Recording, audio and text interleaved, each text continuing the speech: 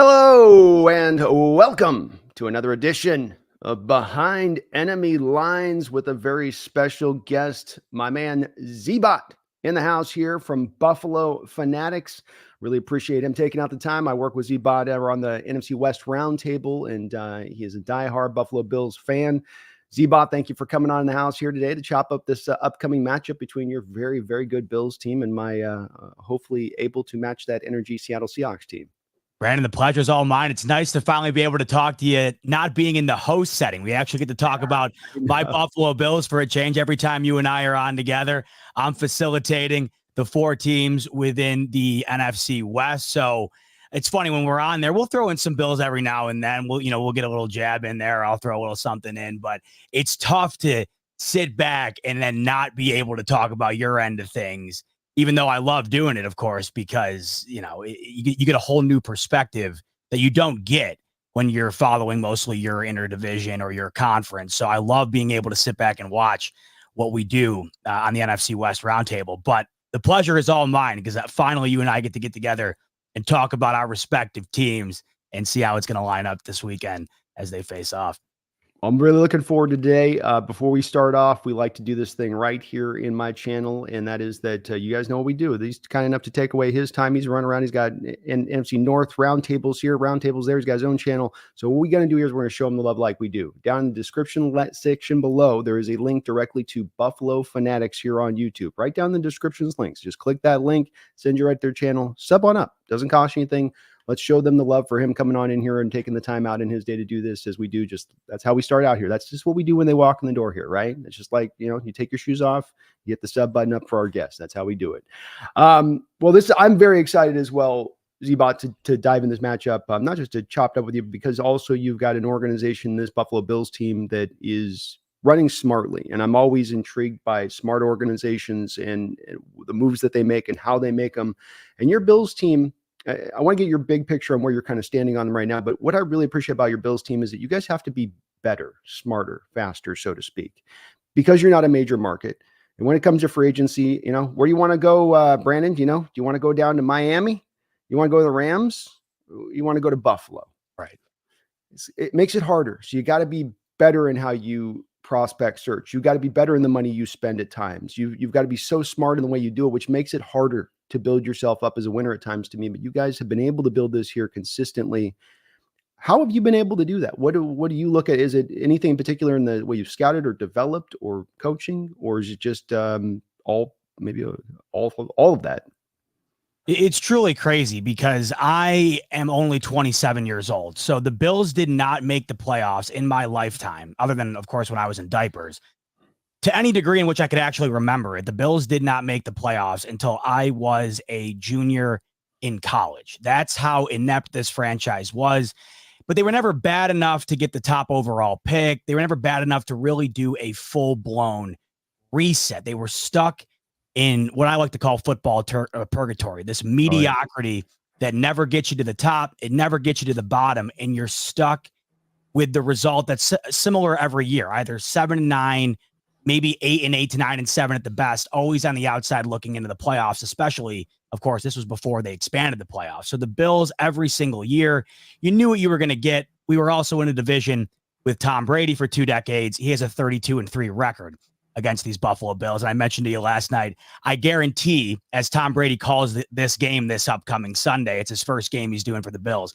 The over or the Vegas odds on him bringing that up have to be minus 1,000 because this is his first opportunity to get a dig in on the Bills. They've always said that Tom Brady now owns he owns a variety of teams, but in our market, it's 3 teams. He owned the Patriots because he was the greatest quarterback to ever play for that organization. He now owns part of the Raiders, and he owns the Buffalo Bills. So it was never easy sailing for Buffalo. This transition happened right around the time Terry Pegula bought the team. He bought the Sabres, and he bought the Bills.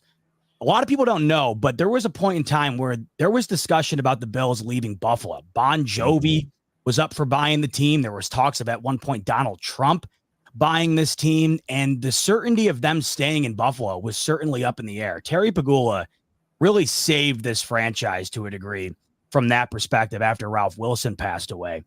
And that then transitioned into the hiring of Sean McDermott, the hiring of Brandon Beane, and mixed in with a little luck, the drafting of Josh Allen. All of those things, all of those ingredients mixed together in the pot has turned the Buffalo Bills from the picture of mediocrity to the second winningest franchise in the last 5 years or so outside of the Kansas City Chiefs in the NFL. And a lot of people complain about the fact that they don't have the ring to show for it and they don't have a Super Bowl appearance to show for it. But this team has been one of the winningest teams in sports over the last half decade or so. And from what it was growing up to what it is now, I could never have imagined it. And it really started with the ownership. It ultimately rose to the top with the drafting of Josh Allen. And that, of course, had luck involved. We know Baker Mayfield goes 1 overall. We know Sam Darnold goes before Josh Allen. The Bills had to luck into this situation, but they also had to be willing to take Josh Allen. If you go back to the 2018 draft, people, including myself, were very apprehensive about taking a guy who was considered to be very raw and a project because us Bills fans weren't willing to test out another project when we've been in a 20-year project, so to speak, that we were just waiting to finally turn into something. It's turned into that. They've drafted around him. They've gone out and done things that were uncharacteristic in the past, like bringing in Stephon Diggs and, making moves that the Bills of the early 2000s, the mid 2010s, they would never have considered. I remember growing up, the biggest move the Bills had made in my lifetime was signing free agent Terrell Owens on his way out the door where he had 1 year left and he was far out of his prime. That was the biggest thing that had happened in Buffalo. So you're watching not only Josh Allen ascend this team to the top, but the pieces put around him. Sean McDermott, who I find to be one of the better defensive minds in the league, he's the most underrated aspect of this team, in my opinion, simply because the offense, as you know, it gets all the credit. The quarterback gets all the credit. Nobody wants to consider what the defense brings to the table.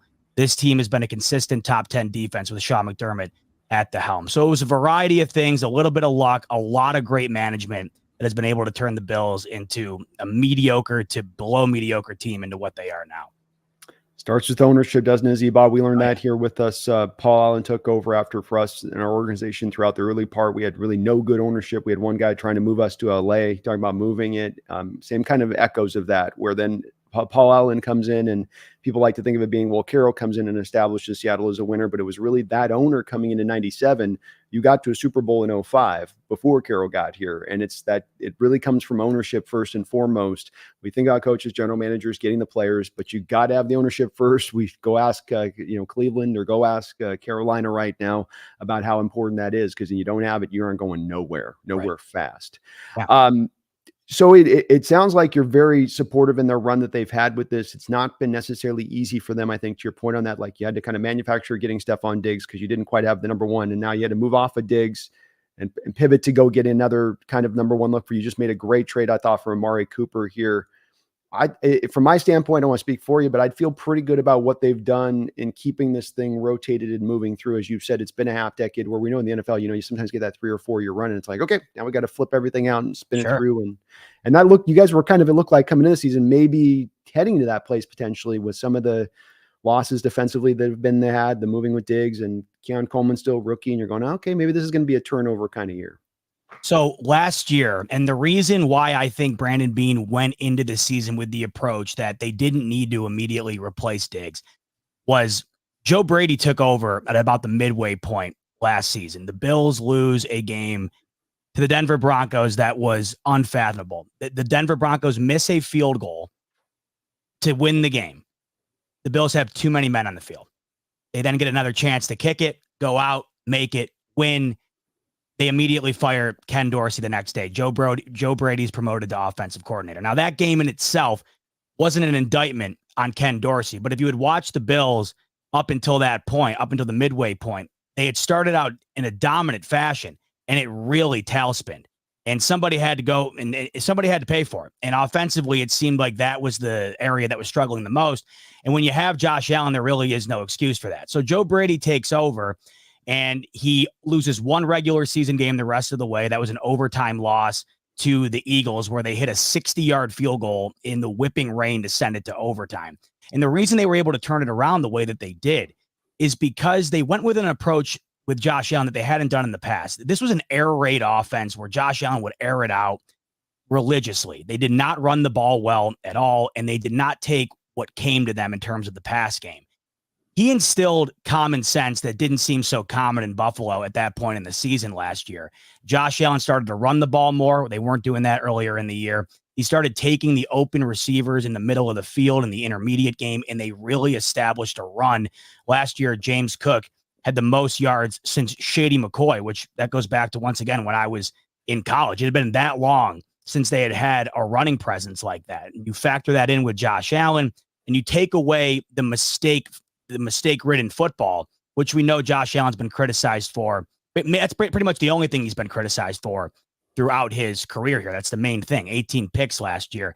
They did a terrific job of dominating time of possession and instilling that common sense into the offense. So with that, you noticed a decrease in the role from Stephon Diggs and Gabriel Davis. As the year went on last year, the role for Diggs diminished nearly entirely. If you go look at his numbers when Joe Brady took over, he was hardly a focal point of the offense, yet they won week after week after week, and they were a play away from beating the Chiefs.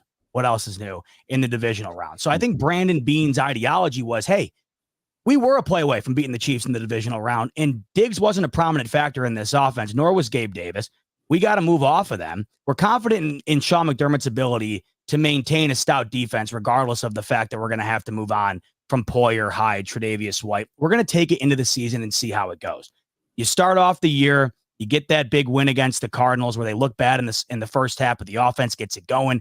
Then they had it rolling the following few weeks there. But you noticed when you took on the Ravens, when you took on the Texans, two of the better teams in the AFC, far better than the opponents they had prior, you saw the hole left behind in this offense when you don't have a true X receiver.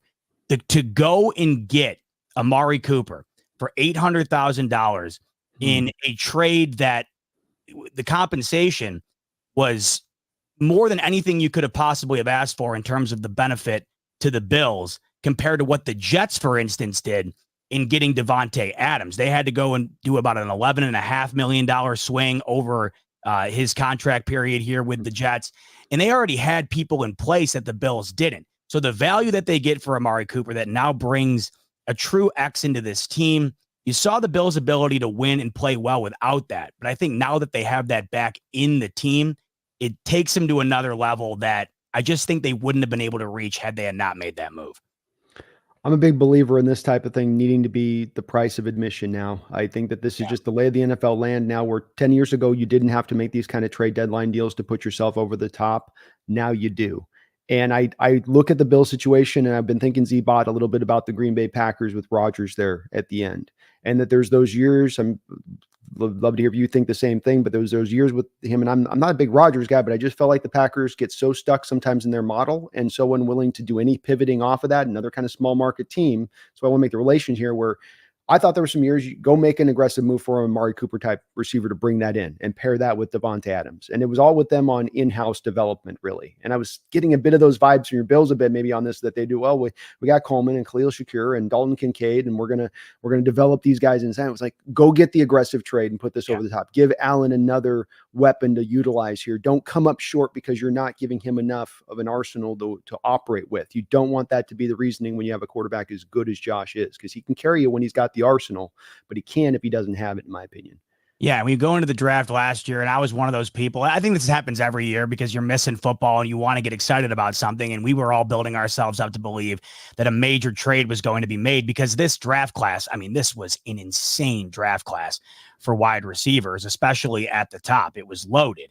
And we had all thought that there could be a major swing in terms of the Bills going from the late 20s all the way up to the top 10, looking into a guy like Rome Odunze or Malik Neighbors. We had that hope, but that's really not in Brandon Beane's ideology. That was the interesting thing about it was, is that going to be the primary focal point in terms of Diggs leaving, trying to then get another guy like that on a rookie contract around Josh Allen? They don't do that. In fact, they trade with the Chiefs. They trade back into the second round, and they do take Keon Coleman. So they still go receiver, but they don't go and get that guy that I think everybody would view as the immediate game changer for a franchise. Right now with Josh Allen, I feel like they view him as a guy that can win with just about everybody so long as he has adequate pieces around him. And I think up until Amari Cooper here, it wasn't adequate. It was below adequate. I mean, they had guys in the past like John Brown, who resurrected his career with Josh Allen.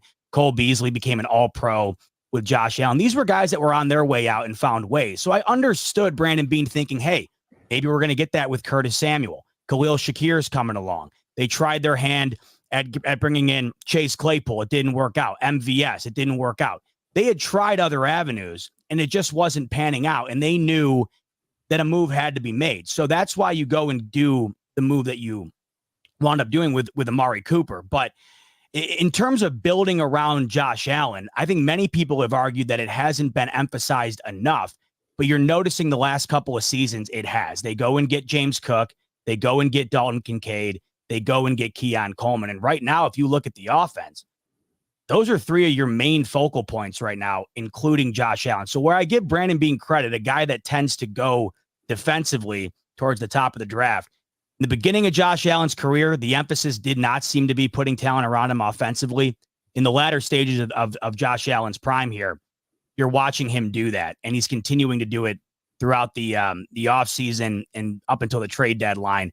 That, to me, is something I truly appreciate because Brandon Beane has showed his ability to pivot. I think we kind of lay back and watch how GMs operate, and we assume that that's just going to be the status quo forever. That's just how they're going to do things. And in some scenarios, like Dallas, for instance, that's exactly the case. You know exactly what you're going to get with Jerry Jones every year. I give Brandon Beane credit because I think he's shown a different side of him the last couple of years that a lot of Bills fans didn't think he was capable of.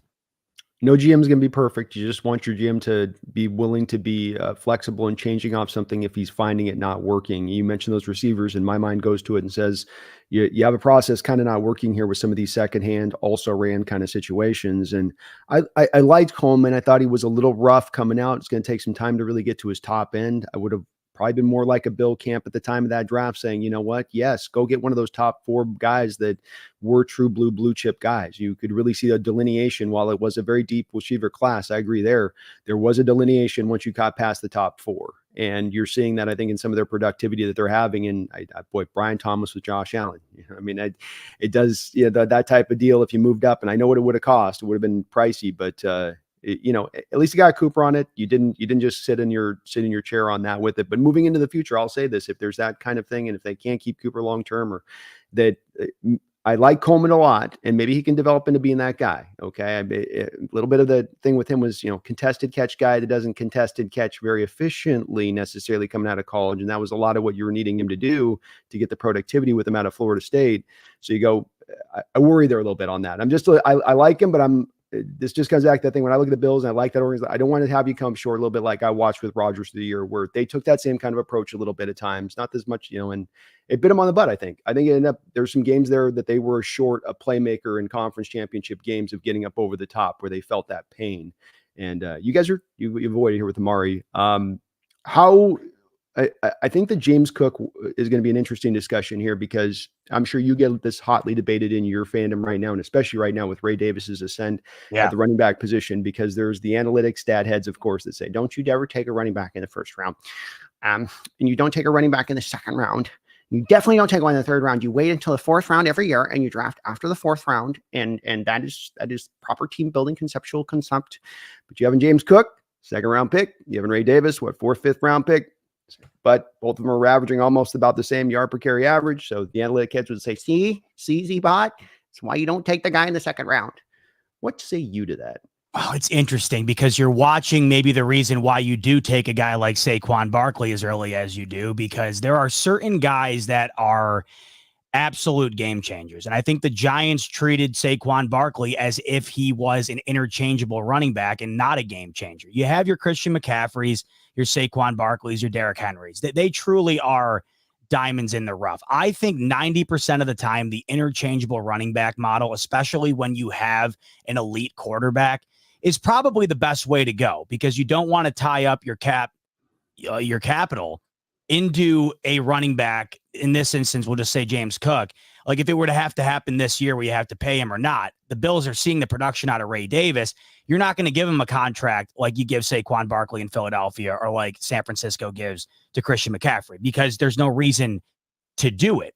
There's other guys, however, they show you that they transcend a team so much that obviously the Giants should have kept Saquon Barkley. Not only was he their most popular player, he was their best player. And you just saw what he did to the Giants this past weekend with Philadelphia. So there's certain guys, right? But I for the most part, I feel bad for the running backs, and I wonder what the long-term effect of this will be in terms of kids in high school and college not wanting to play the position because they know it's never going to be one that pays. I wonder what the long-term effect of this but if I'm a GM, the approach I'm taking is the one that most of these have, and that is kind of interchanging, right? Going from one guy to the next, if you have proven that you're able to do it. The Bills not only have Josh Allen, which allows you to then incorporate a run game that maybe a team with a lesser quarterback wouldn't, because you're going to be focusing in more on it. But he's also gotten the best offensive line play the last 2 seasons that he's had in his whole career. The offensive line for the Bills went from an Achilles heel to a plus. It went into a strength for these Bills, and that has opened up the run game. So right now with James Cook, the Bills are they have an incredible, I don't want to say incredible problem on their hands, because James Cook still well into his rookie deal here. They have an incredible running back room right now. It's not going to be an issue in terms of whether or not they have to pay James Cook anytime soon. They're going to get the most out of this room for the foreseeable future here. Our only argument we're having right now is potentially giving Ray Davis even more touches, not because James Cook isn't adequate or not because Ray Davis is better. It's just that they're both playing so well. There really seems to be no point in making one guy bear the majority of the workload when you can get fresh legs in and out, and both guys are being awfully productive. I think one of the best situations the Bills currently have going on right now is their running back room, because even in the third string role, Ty Johnson has been playing well in that spot too. So you have Ray Davis come in that Jets game, and right off the bat in his first start, he has the most yards from the line of scrimmage that a rookie has had all year long. So you're sitting back, and those are the things you look at in a majorly positive way when you're dealing with what the Bills have been dealing with in the wide receiver room, because that might be a bit inept, but with the running back room, you look around the league right now, and I think the Bills running back room in terms of production and what they have in terms of youth and their ability to build with this is about as good of a spot as you could be in. Yeah, it's nice to have the offload of balance, especially with Cook, who's a guy that's not necessarily he's not the biggest cat. And with Georgia, they had a 3-headed attack when he was there, so there was a pretty good load balance, when it came to that. I'm a guy that thinks too that with the first round guys, basically running backs no longer being taken there, that there's sort of that market opportunity in the second round where you're almost getting a quasi first round talent, right? And that I'm not a big guy in paying him, but even if you're just using that guy and that you've got a first round talent, you got him in the second round, and then you only, let's say, get him for 3 years, and then you got to flip him for a fourth rounder so some other team can pay him. I still think that that's smart team building conceptually. Wouldn't you, even if you guys came to this with Cooks and not signing him at that point and got it flipped him for a pick? I think that you go, hey, I'll take the 3 years of production for a somewhat difference maker running back in that time. Yeah, there's no doubt about it. And I mean, I look back on it, even with as great as Saquon was, I don't think I personally, so say we get another Saquon that comes out, like Genty here from Boise State here, who's looking like he could be some sort of Derrick Henry, McCaffrey hybrid as well as he's playing. He's a prime Heisman candidate right now. Even if you have that, I think the days of taking a running back at 2 overall, I think those might be completely done. And I think I agree with that, because I don't know if that's ever going to be. Can we just say top 10? Because that's top where the 10 is where it gets interesting. Right. Yeah. I have a hard time going even, I'd say, and sorry to interrupt you on that, Zbot. Oh, you're good. I have a hard time saying take a running back inside the top 10, because it seems like that's the drop off every year. We all think of the first round, 32 first round picks, but there's really like 10 blue chip players every draft now is what we're basically getting. Yeah. And I go, well, I want to make sure I'm getting one of those blue chip guys. And maybe there's a running back in that blue chip range, but I better be extended and extinguished outside of that blue chip range before I'm taking that back. Do you have that same way? Or do you say, no, top 10 still a fair, Bijan Robinson's still a good spot to be grabbing a guy at number 7 overall? No, what you said right there to me, I think is the key. You have to have a team that's already in place to be able to have that guy come in and not be the sole focal point. The Giants had no replacement for Eli Manning. They drafted Saquon Barkley essentially to build around him, and they never did. And then, it got to the point where because of that, they weren't willing to pay him because by the time it got to that, they had so many other areas of need that they felt like investing that much in Saquon Barkley wasn't going to be able to help them out long term. So you wind up having to ship him to Philadelphia, and you watch, he's going to have the best year of his career with your division rival. So it's all circumstantial to me, but at the end of the day, in order to be able to go and take that running back in a position where you're set up around him, you're probably not picking in the top 10 unless you have somebody else's draft pick that you are lucky enough to be able to utilize in a luxurious situation as opposed to a need situation. But the Bijan Robinson example is a good one because up until this point, you probably can't justify the draft capital utilized for Bijan Robinson. Now that could change, but the top 10 to me is awfully interesting. I think Saquon Barkley has to be probably the last of his kind in terms of what we will see on draft night, a running back walking across the podium that early. It would have to be a guy that would just be an absolute no-brainer to me. Yes, exactly right. Exactly right. And you'd have to have the quarterback already to me. You'd have to have the quarterback. I don't care. Like for instance, this upcoming year, it's a shell of what last year was in terms of what the quarterback class is going to look like in the draft. Even still, I'm still trying my hand at one of these quarterbacks as opposed to going running back, even if there was stout running backs. If I don't have that Adrian Peterson or that Derrick Henry, I'm not doing it because it just feels like I'm better served going on the defensive line, going at the corner position, going at the offensive line position. I know they're not the sexy picks in the running back situation. That's a sexy pick. The wide receiver is a sexy pick. But if you're a team that is in the position where you are picking in the top 10, I would much rather go with one of those cornerstone spots than I would running back, where it seems like you're going to be able to get probably not as great a production as you would from one of these top guys, but similar enough to where you're happy at the end of the night when you lay down on the pillow knowing I didn't spend a top 10 pick on him. Yeah, agreed. Definitely where my outlook is on it, as far as I just think there's the values there in other spots in team building, and then you get the pretty good value down the line. But that second round, I think, is the one place where they take it a little too far. The analytic folks do, where they're just like, no, it's fifth round and onwards. They're all the same. I'm like, no, there's difference makers here still at that position too. And your point on what I think the transition is going to be to this, Zbot, is I think what we're going to have is more of into the Debo-ish receivers. Yes. These guys become now more yak guy receivers, and the game's already going to more with the spread concepts and just get the ball in the guy's hands and let him work. First, we're seeing some of the deep ball getting extricated from the game now, where, cover two high shells and all that's just eliminating the hell out of those deep shots over the top. So you having a guy that can work in space like that, and they still get paid at that point, man. Right. They can still make their 25, 26 million. They just got to catch the ball a little bit more on that side. You mentioned the offensive line. It's one that there's been a purposeful approach to your Bills and how they built this thing up.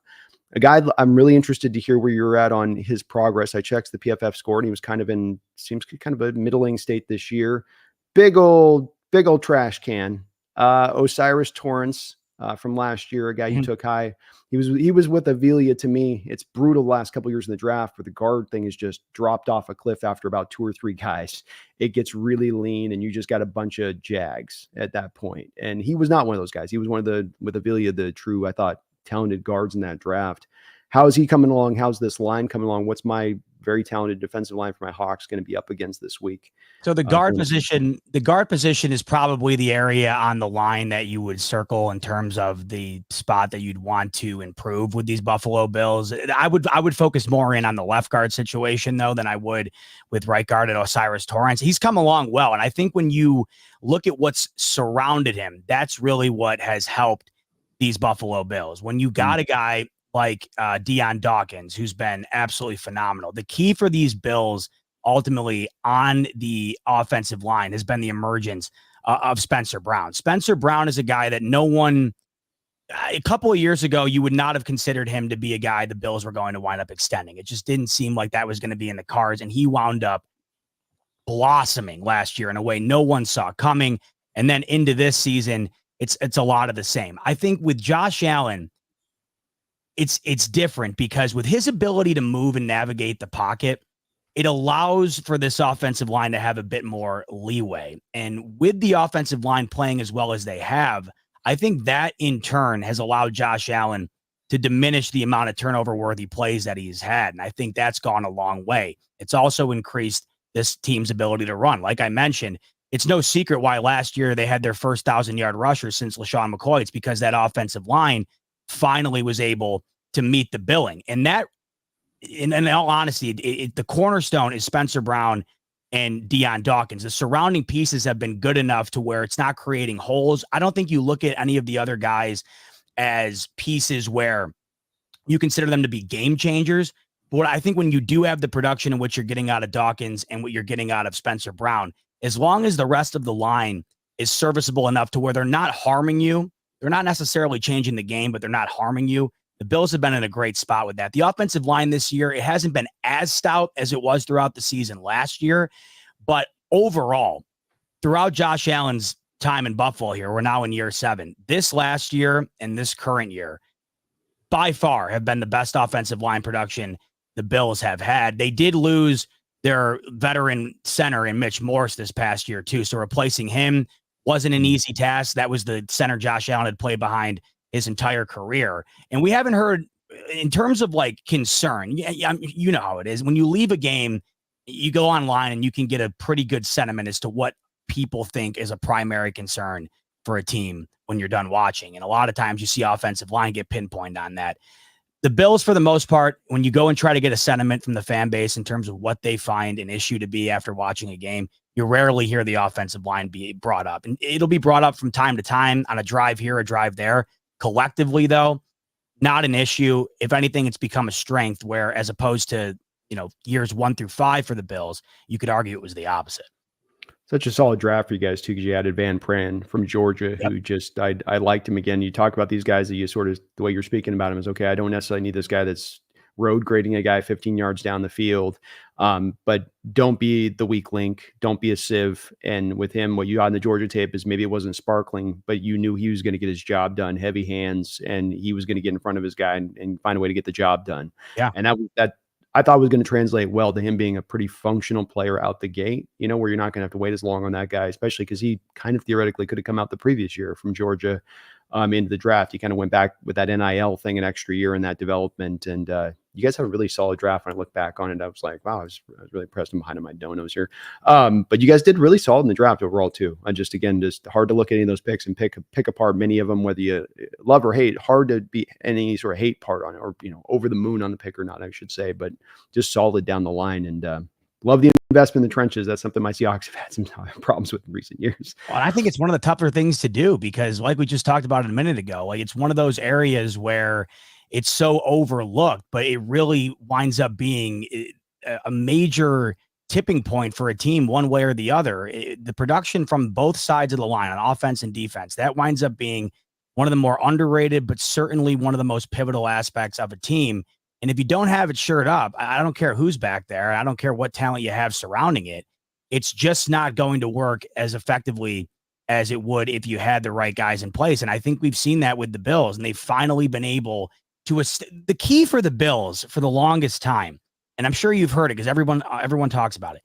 Can they play a style offensively where Josh Allen doesn't have to put the cape on and win the game? Or can they play a style in which other guys on the offense are contributing to the win outside of Josh Allen running like his hair's on fire and making a couple of throws in a game that you've never seen before? They've proved that last year. And that, I can't emphasize enough how huge that's been for the Bills, because I just don't know how sustainable it was. And we've been beyond lucky, knock on wood. Josh Allen, for as physical as he plays, the durability has been off the charts, but you don't want to continue to tempt it. And they've really done brutal hits. He's also delivered some brutal hits too. And it's unbelievable how remarkable. I think out of all the things that you could talk glowingly about with Josh Allen, I think that to me might be probably 1B, the durability, because you just cannot overstate how important it is. But like I was getting to, you don't want to continue to tempt it. And luckily for these Bills, as you're getting older here with Josh Allen, like I said, I can't believe it's already year 7. You did not want to continue to go down that path. Of course, you want to unleash him because that's one of the best aspects of his game. You don't want to unleash him as the primary focal point, which it felt like at times was the primary focal point. With the increased production of this offensive line, you're noticing that Josh Allen doesn't have to do that as much. When the running backs are taking a load off as well, it creates a whole new dynamic for these Bills that I've really liked, because it just felt like the more you continued to do that, the more you were tempting fate, and eventually it was going to fizzle out. Yeah, and I think too a part of this that I'm sure you'd agree with too is the people look at quarterbacks and they sort of have this weird thing with it where quarterback comes in the league. Is he good or not? He's not good. He's out. Okay, is he Right. good? Okay, that's kind of who he is, and that's where he's going to be. And you go, yeah, but when the guy's into 7, 8, 9 years, there's actually some extra advanced skills they're picking up here. Yeah. It's a bit of my being a proponent of Geno Smith, for instance, is that I believe he's done a lot of that neck up work that these quarterbacks tend to do when they get this long in the league. You've been looking at so much tape and you're in so many defenses and you've seen so many different fronts that you start to get to that sort of mastery point. I call it sort of the post-doctorate work these quarterbacks end up doing. And do you feel like Josh is getting there in reads and pre-snap control, ability to get the protections in the right place, little indicators like that, throwing maybe a little bit more anticipation than you might have seen in prior years? Oh, yeah. Without question. I'll give you a perfect example. It just happened a couple of games ago on Monday Night Football. I don't know if you watched the game or not, but game came down to the wire. All right, so you did. So you know what I'm talking about here. After Rodgers throws the pick, Teron Johnson picks off Aaron Rodgers. Still a couple minutes left on the clock, and the Jets have all 3 timeouts. So the Bills are going to have to get a first down in order to completely ice the game. So it's 3rd and short. They're lined up for a pass play. The call was clearly a pass play sent down from Joe Brady. Everyone on the field, including the Buffalo Bills personnel, were ready to run a pass. Josh Allen never once was considering throwing that ball. Takes the snap. Everyone's going to the right for what looks like a short dump off to try and get the first. Josh Allen immediately breaks left. So the deception there, knowing he alone going into that play knew, our best chance for this first down right now is me using my legs. I'm a generational type talent in that way. This is going to be our best chance to move the sticks without putting ourselves in harm's way. Because I personally hate throwing the ball in that situation, because if it doesn't go well, not only do you not get the first down, but they also have another timeout in their bag. You at least want to have them burn that. That to me is a perfect example of a play where I don't know if he does that a few years back, just because I don't know if he knows that that's the exact right situation to do it in, or his capability of being able to do it in that situation. So that's one of those moments where he has become a master in being able to do in the moment what seems to be the best for the offense in that moment. That was not the case. There is no secret as to why Josh Allen now through 7 games is one of the only quarterbacks in NFL history to not throw a pick in that duration. He's coming off an 18 interception season. And up until Monday night with Baker Mayfield, since they were drafted, Josh Allen had the most interceptions or the most turnovers, I believe, in the league since that time span. Baker Mayfield just surpassed him. The ability to mitigate that, it's come such a long way. I had gotten to the point where I had just accepted, much like Brett Favre or maybe Peyton Manning in the past, you are going to accept the good with the bad. This year, cost of doing business. Yeah, exactly. And I think it's so lost on people because it's the easiest low-hanging fruit to bag on a guy like Josh Allen with. People don't realize that you're not going to get the insane pass or the insane run without getting the what the hell was that fumble or what the hell was that pick, because if you don't take those chances, you're not going to have the good or the bad. It's essentially a gamble, right? But he's a hell of a gambler. What he's been able to do now, though, he's still gambling, but he's doing it at a high win rate. He's taking bets that are much more likely to hit. Right, exactly. Educated type bets. That's why the turnover margin is down so much. They're plus 10 this season. He has gone from a guy that on a play that, would move the sticks with 4 yards, he'll air it down the field. And by the way, he's still susceptible to doing this. He did this in Houston. That's why it felt uncharacteristic, which at a time it would have felt like, oh, we're doing this again. That Houston game at the end, he's airing it out. I don't know why he was doing that. He's gone from doing that consistently to now, oh, there's Dalton Kincaid on the curl. There's Khalil Shakir on the slant. Let's tic-tac-toe. Let's dominate time of possession. Let's move the ball down the field incrementally. In terms of his game and his growth from year 1 to year 7, that's by far the biggest advancement for Josh Allen. Yeah, it's Been very impressive, and I've loved to watch him. I've also not understood the turnover stuff as much that people get caught up with, because some of that has to come back to what the quarterback's being required to do, and does he have to carry the team? Is the defense not doing well? In our discussions on the roundtable, I just think that right now the evaluation of the quarterback position in every way is kind of askew and broken in NFL fandom. And I don't know if it's the fantasy impact or the Mahomes Brady impact or what it is, but just the way people will evaluate and get caught up on certain one statistic thing and then overlook all of this other stuff. And this one thing becomes everything in their evaluation of him. And you can see with the Josh Allen, just watching him from a casual eye over the past couple of years, is there's times he's got to kind of put the team up on his back to make that happen. And if that's going to happen, guess what? We're going to get turnover worthy plays. We're going to get more of those interceptions, more of those fumbles. And so come back to the thing that your point on this is, get to the balance point, get to a spot where it's not him being Superman every week. He's always got the cape underneath the jersey, right? It's always there. Just he can pull it out and have it go flap at any moment he needs, but keep it under as long as you can to keep it tight and, well adhered. Let me get a couple of these donos here. I'm going to get backed up like hell here. Feed Me More Seahawks. Thank you for the $2 donation. Says Feed Me More, by the way, he's all over it. He's like a regular on the roundtable. It's good to see him again. That's my guy. He says, hot take, after bye week, we see 2012 Seahawks defense rise. Ooh, I like the thought of that, man. Feed me. And we thought that with this McDonald defense being onboarded here, that it's going to probably be more at its best by the end of the year than at the start of the year, because it's going from such a conceptually simple defense to such a complicated defense. So I think you might just be right on that, Feed me. You might just have a start last weekend in pursuit of that for sure. We've had fits and starts, man. We've had the first 3 games last week. It's looked really good when it's locked in. And then these other 3 games where it's just completely flies off the rails almost from the jump. And you're like, what the hell was that? What just hit me? Did somebody just hit me? Wait a minute. Like, rush hour is like, wait a minute. Who just hit me? It's like one of those moments. Feed Me More Seahawks. Thank you for another $2 donation. Says Lucas, back at practice. Finally, about damn time. Well, little thing for us on this Zbot, we've been waiting for Abraham Lucas, guy we got in the 3rd round a couple of years ago, a guy I had a 1st round grade on, and we got him in that draft, and he was playing like a Pro Bowl player in that first year, making me look good. And then he's had knee injuries for the last year and a half. Got surgery this offseason. We've been waiting. Our right tackle position's in Horde with Stone Forsythe, leading the league in pressures by double the amount of the guy in 2nd place, right? He's got like 35 pressures, giving up the 2nd place guy from tackle positions like 17.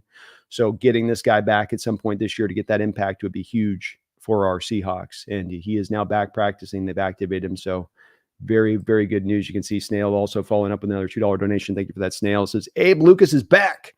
He's got his robot's leg. Let's effing go.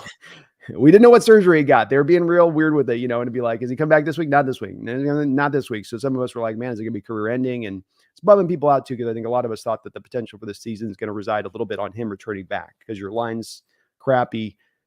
Getting back a great strength like that can just, really, I mean, you're kind of speaking about with your offensive line where it's like, and analytics, this is where I do agree with them. Sometimes it's the weak link that can upend everything. You can have 4 solid guys, but the one that's just trash ends up making everything get sunk. And so we could fix what is the weakest offensive line position or has been this year so far if he can come back in the next couple of weeks.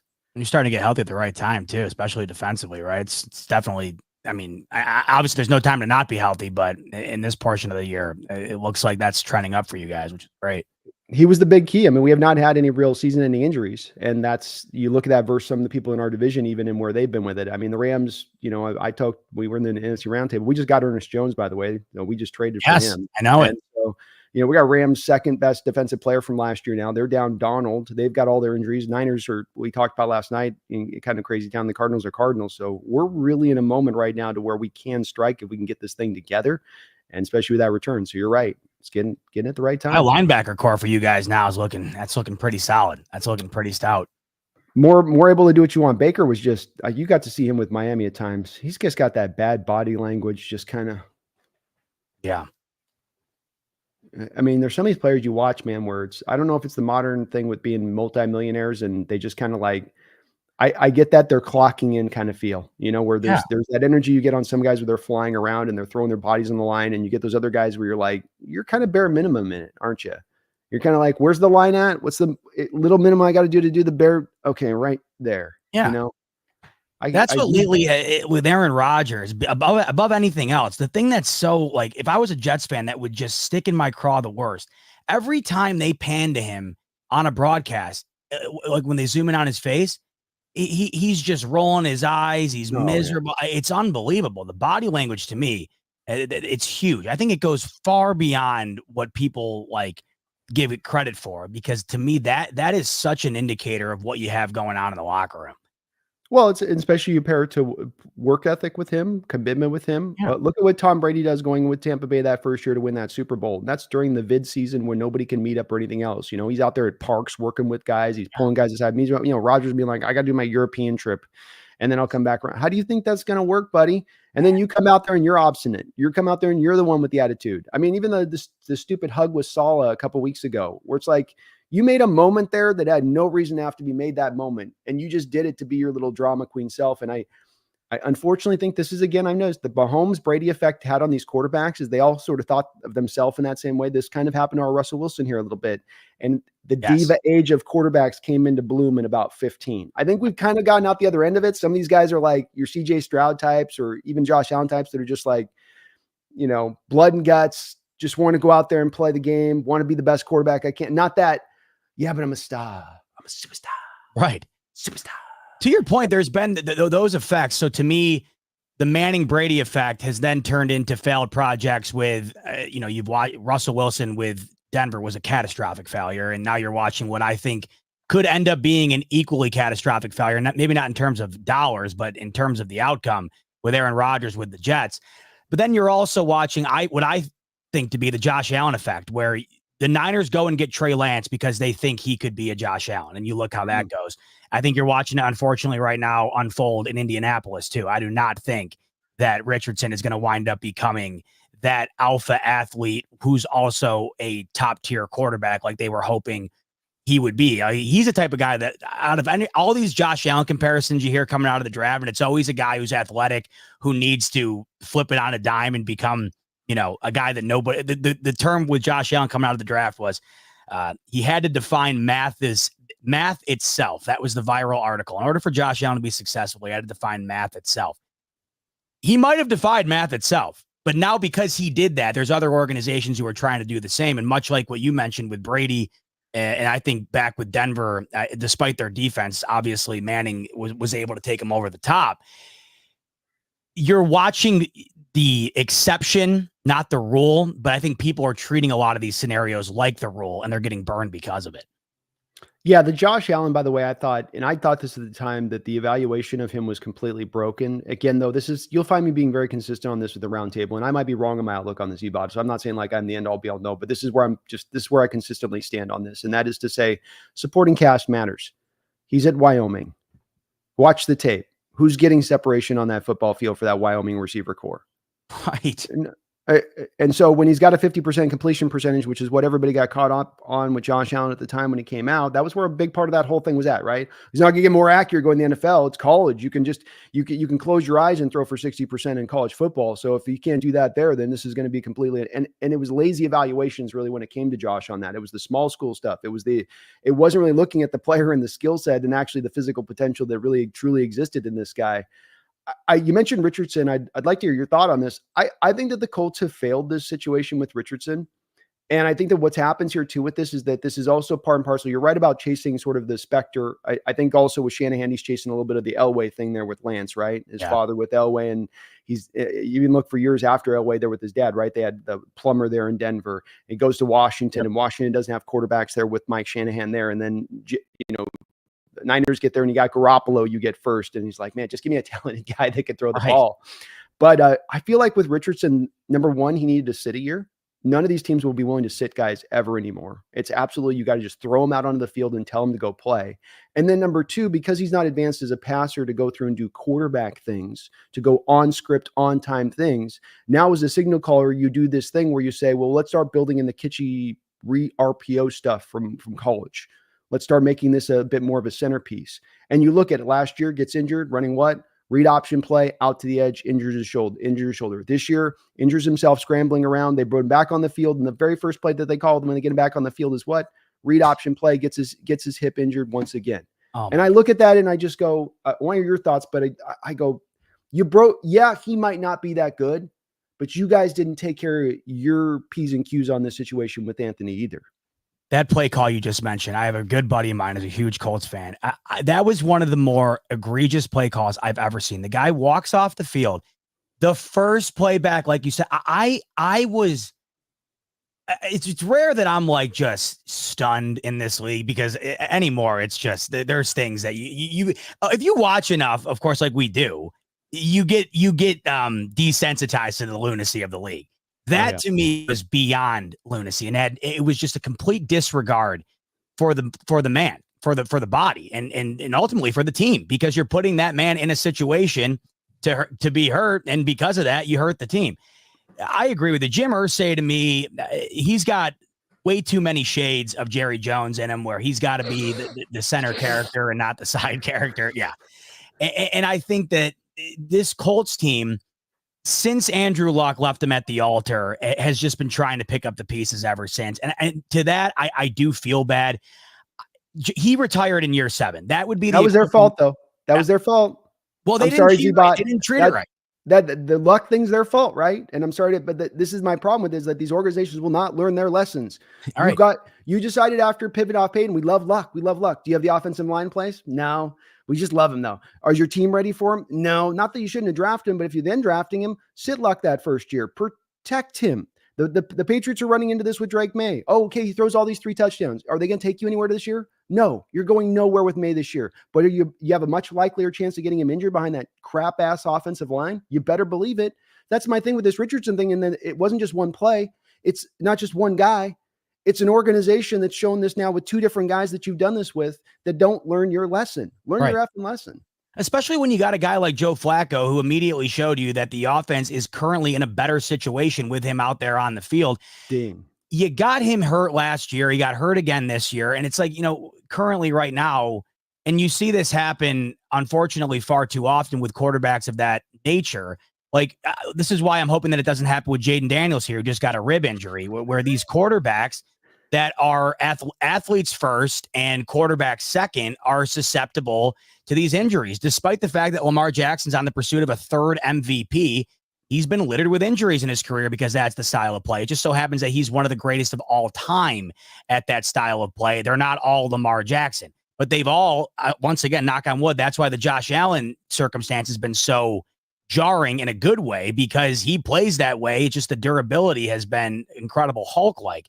But you're right. When you know the guy like Richardson, for example, is not going to be somebody that's going to stay in the pocket, throw the football, and be able to mitigate his injury risk, you're doing the guy a disservice throwing him out there knowing that he's inevitably going to be running the ball all over the field to try and create a play, because his passing skills are not where they need to be to start in the league right out of college. Now, luckily for Jaden Daniels, that's a different ballgame. We know that you can already tell you can tell often immediately whether a guy has those capabilities or not. We haven't really seen it with Richardson on a sustainable level. He'll make some of the greatest throws you've ever seen, but he'll also match that with 10 of the worst throws you've ever seen. The situation that they're currently in, though, like you mentioned, is one that these teams find themselves in far too often. And that's just wanting the future to be the present and sacrificing the future because of that. You're putting these guys in harm's way, knowing the Colts aren't going to win the Super Bowl. The Patriots aren't going to win the Super Bowl. Yet you find yourself in a situation where the fans are getting restless. The coaching staff's fearing their job is going to be on the line. So they put the guy out there, and then it sets you back. But I don't know, Brandon. I think the days of being able to even have the luxury of considering not doing it are gone, because then you lose your job that way too. So it's just an unfortunate reality right now. And you either have to be Josh Allen or Jaden Daniels or Mahomes or Stroud, which to me is the best example, because nobody saw it hitting the way that wound up hitting last year. It's either that, or you're going to be given 2-3 years. And if it doesn't work out, you're gone. And more than likely the coaching staff's gone too. It's a really tough spot for these organizations to be in. That's why it's important, back to that ownership thing that we started at the top of it, to be able to come to the owner and say, this is what you have to do. If we do this, you've got to build in your time. You've got to build in your patience to understand what we're doing here. And the thing I will say about what your Bills team did differently than these other organizations with that. And by the way, did you see the Jaden Daniels, somebody did, when he was coming out, they did the Jackass theme song, and they put up a cut-up of his cut-ups where he's out there scrambling around at LSU because the guy was just reckless abandon out there, right? He took on the near side of the field, that one hit, like he just gets body bagged. I know what you're talking about. Yeah, crazy.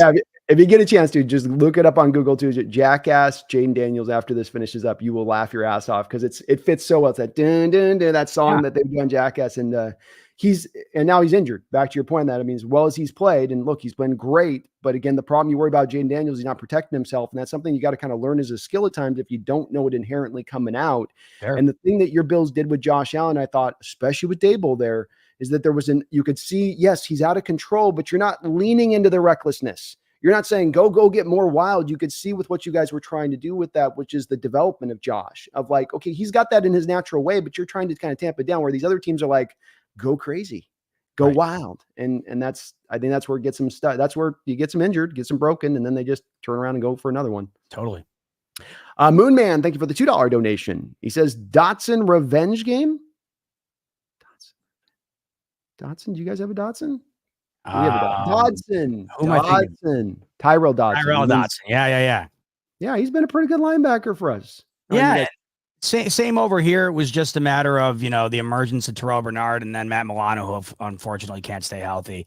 But yeah, Tyrell Dodson, as far as a depth piece, we solid player for sure.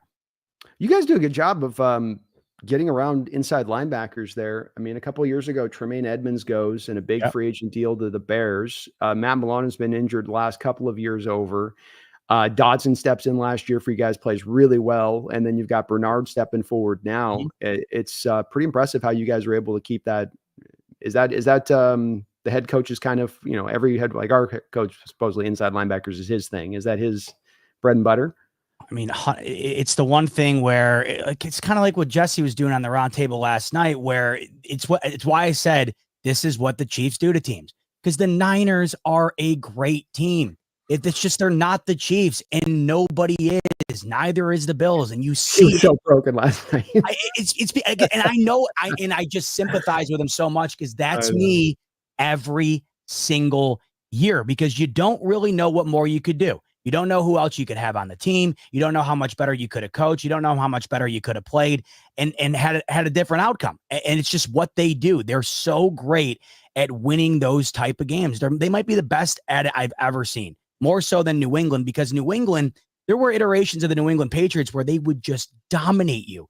The Chiefs haven't been dominant in the regular season from a game-to-game basis, really ever. They're just situationally maybe the best football team I've ever seen, and you're continuously seeing that. But now you're seeing it from a defensive side of things, which is the most frustrating element of it all, because it was always, how do we stop Mahomes? How do we stop Reed? How do we stop Kelsey? Now it's, how the hell do we crack 20 points on this team, which nobody can seem to do? So in terms of Sean McDermott's role in all this, people forget just how incredible he is of a defensive coach and why he has the most wins against Andy Reid out of any current coach right now since Mahomes has entered into the league. It's because the defense has been able to meet the billing. And of course, Josh Allen's had some terrific performances as well. But Sean McDermott's ability, and it's one of the best I've ever seen, to get the most out of guys that, one, you've never heard of, and two, would 100% not deliver that type of play on any other team not led by McDermott. It's truly something else. And you see it every year, because this team is plagued by injury defensively every year. Linebacker, certainly a great example. The safety position, to me, another great example for the Bills in that regard. It's uncanny, and I think it's almost guru-like, but it's not like with Andy Reid. He's a genius, a guru, right? Because it's offensive. That's all anybody wants to talk about. No one wants to talk about Sean McDermott's safety and linebacker development, because it's just not going to be a hit topic on First Take. So to your question, yeah, it's been terrific. The only problem is, Brandon, it's the health. And once again, that's going to dictate this upcoming matchup with your Seahawks here. I am awfully concerned if Terrell Bernard cannot go. Kenneth Walker, I don't know if you have him on your fantasy team or not. If you don't, you might want to consider a trade, because if Terrell Bernard's not in there, this Bills team was already struggling against the run, allowing about 5 yards per carry as it is. If he's not in there, Kenneth Walker is due for a season high type game. And that's really concerning if you're a Bills fan. just brutal loss with Matt Milano coming off that injury last year to come back and to lose him in the training camp. I mean, just because that defense looks so much different when he's out there, and an underrated player in this league. You hope he's going to come back to being 2 years down injury now by next year, still able to come back off of it. But that's a good point on your part. Maybe a spot that we can kind of get after. You guys have put together a pretty good, solid defensive line. I think Oliver's probably a top 10 defensive tackle in this league. How has been the development of Rousseau and AJ Epinesa, two guys that have kind of felt like they've been they're very talented, but maybe, and this is not unusual for edge rushers, that it takes a little bit of time sometimes for things to get up to snuff, that instantly not always great. It gives you a little time to get to where they're going to go. It's a great way to put it.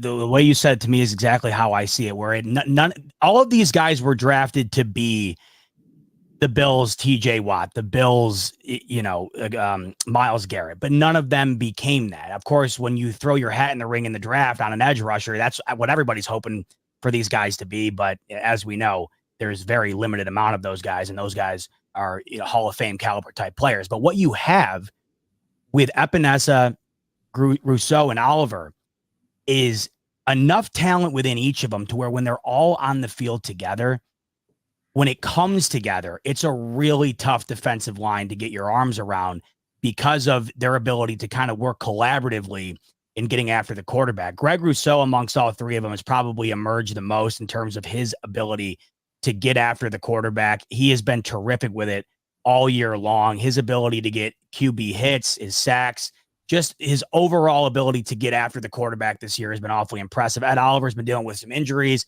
but when he's out on the field, he's probably the Bills' cornerstone in that regard. And then Epinesa, it hasn't been as consistent as the other two, but you're noticing this year, I think Epinesa is probably off to the best start that he's had in his young career here as well. They'll get Von Miller back off his suspension this upcoming week 2 after this game. He had a sack in each game through the first 3 weeks, which was insane for us Bills fans to witness because last year he didn't have one.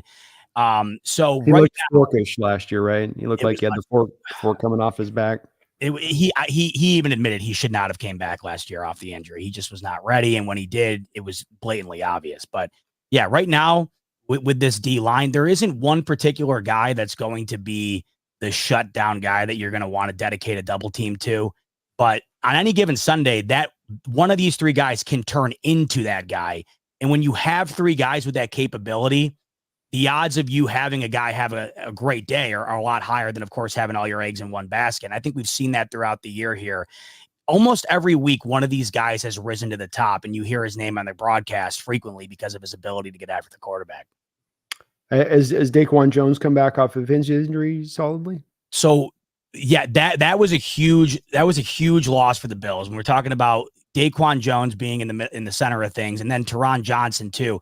There's certain guys when they're not on the field for the Bills, as great as Sean McDermott is at his ability to overcome these injuries. You saw it last year going into the divisional. It just gets to the point where the bend but don't break doesn't even have the ability to bend anymore. It's just completely broken. And when there's guys like Teron Johnson who aren't out on the field, or Jones, for instance, who's the more veteran presence of that line, it's noticeable. But he's coming off the injury well, as is Teron Johnson. Straight off the injury, he picked off Rodgers to seal that game the other night. To me, out of all the injuries right now, the up in the air question mark, and the one that I think dictates this game the most, is the Terrell Bernard situation. Just because when he's out there, talk about a guy that is the defense itself visually is just noticeably different with or without him. Milano's the exact same way. That's why, to your point, it was so devastating to lose him, because I think when healthy, he's one of the best linebackers in the league. And when you pair him with what Bernard was doing, that was a scary tandem coming into the league, or coming into the year. Now the idea of potentially not having Bernard against a team that I think Seattle's run game's underrated. I know it hasn't been great this year, but when you have an advantageous opportunity, which I think the Seahawks might have this week with Kenneth Walker, you know what they're capable of doing. And I think if Bernard's not on the field, it swings in the Seahawks' favor offensively. Yeah, it's one of those things with Walker on it. It's just he's legit. I mean, he really is a legit talent. He's just not given the holes, and so you see a guy able to get it done without being given the real holes, having early penetration, hitting him sometimes in the backfield, almost on the handoff. Mhm. And so it's maybe as much of less about what your linebackers do as much as what maybe your defensive line can do. Because when the running game goes bad, it's because of that. Where normally with the lineman, you just go, just give me you don't have to get any push, but don't get pushed backwards. Don't allow penetration. And that's what we end up doing. And that's where, maybe now one of those guys that's active up front can kind of cause us some problems there. But it's always hard when you're down these linebackers. It's kind of an underrated position that's kind of right now in the league. Inside linebackers, it's in that transitionatory state where, they used to be 250, 255. Now we're getting them into that 225 mode coming out of the combine, and maybe not as many good ones kind of coming out at times too. So it challenges your depth. We just had to make a trade ourselves today to go get, some reinforcements to the ranks on that. So cornerback, Yeah. Tre'Davious White moved on. Jake can't stop bitching and moaning about him every week in our roundtable. I'll tell you what. So you guys got out of him, it sounds like, at the right time. A guy I want to ask you about, one of the guys I looked at when I was initially doing some scouting a couple of years ago, and I liked him a lot on the tape, was Kaiir Elam. Right now, your highest rated PFF guy, but he's not a lot of snaps. So I'm guessing there's some injuries going on maybe with him. But I called him my moment of truth mangler back in the day when he was coming out of college, because he was not a guy who's going to get his head around and look for an interception. Mhm. He's going to kind of let the guy catch it, and then he's just going to try to mangle the ball out of the guy's hands after he catches it. What's been his development? Where's he been at as a player for you guys? It's just not what we wanted it to be for a first round pick in 2022, especially when the Chiefs pick right before the Bills and they wind up getting an all pro at the same position. That's what the most frustrating aspect of it is. Kaiir Elam, to your point, he just hasn't been on the field, and there's reason for that. It's just because he hasn't been able to win the job, and that's not what you anticipate when you spend a first round pick on a guy. Luckily for the Bills, Christian Benford has been at the top of the league in terms of his production, and I don't think many people saw that coming, because that's not really a household name there. And then what they've been able to get out of Rasul Douglas, who was kind of on the outs, was beyond impressive too. Back to what we were talking about with McDermott, just his ability to get the most out of some of these guys. So with Kaiir Elam there, you're talking about these players in the secondary. With Kaiir Elam, when he does get his opportunities, it seems to be a lot of flashes of boom or bust. It's the consistency that I think has been the biggest struggle for the Bills with his game. He's made some terrific plays. He's also had his moments where you're left scratching your head. And I just think with McDermott, his leash for younger players and their ability to kind of go out and mess up is not very long. And when you have other guys right now that I think the team has more trust in, McDermott has more trust in, that's why you see the limited snaps for Elam compared to the rest of the depth chart. But it's something that I think has gotten better than what it was about a season and a half ago. But at the end of the day, it just has not lived up to what a first round draft pick would be expected to be. And I think we're at the point now where it's probably never going to get to that point.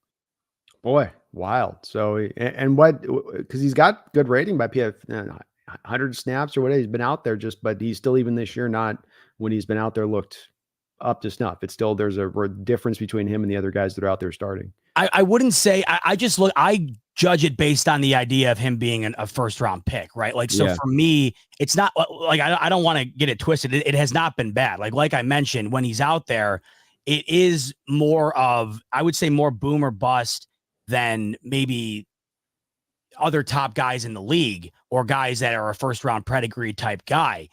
But that has transitioned over time, where I think it has gotten more consistent. It's just not as consistent as they'd like it to be. But where he's come from to where he's at now, it really has been an exceptional growth. I just don't think, in terms of what they expected from him in the first round, it's lived up nearly to what they wanted out of that type of draft pick. But don't get me wrong. Right now, with what they have in the secondary, especially after the veteran presence that they lost, Tre'Davious White with the injury, of course, he was never going to be the same, but he was still an all-pro first-round pick for these Bills. And then you lose maybe the best safety tandem, or one of, in the last decade or so, in Micah Hyde and Jordan Poyer. These were big shoes to fill all the way back in the secondary at the safety and corner position. I think the need for Kaiir Elam to evolve was necessary, and he certainly has. I just don't think he's evolved into what the Bills drafted him to be. And I think that's reflected in, the rotation in which he plays on the defense. I know Jay McDuffie is just so good too. That's the other thing that's what makes me sick. Yeah, when I think of Kyrie Elam, I can't not think of McDuffie, and that's what sucks.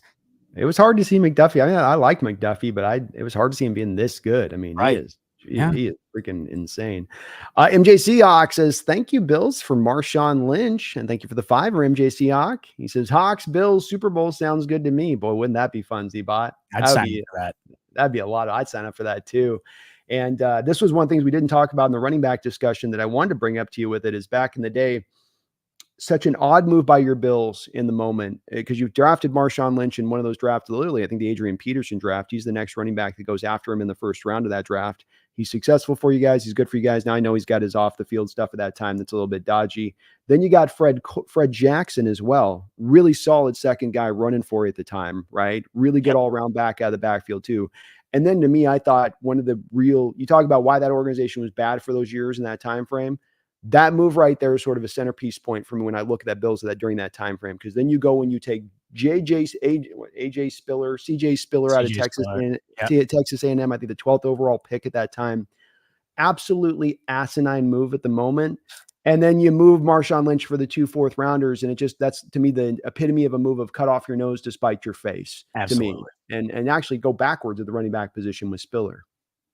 So it's kind of up in the air is exactly what happened there. But I think it was pretty much well documented that Marshawn Lynch did not want to be in Buffalo. It just wasn't.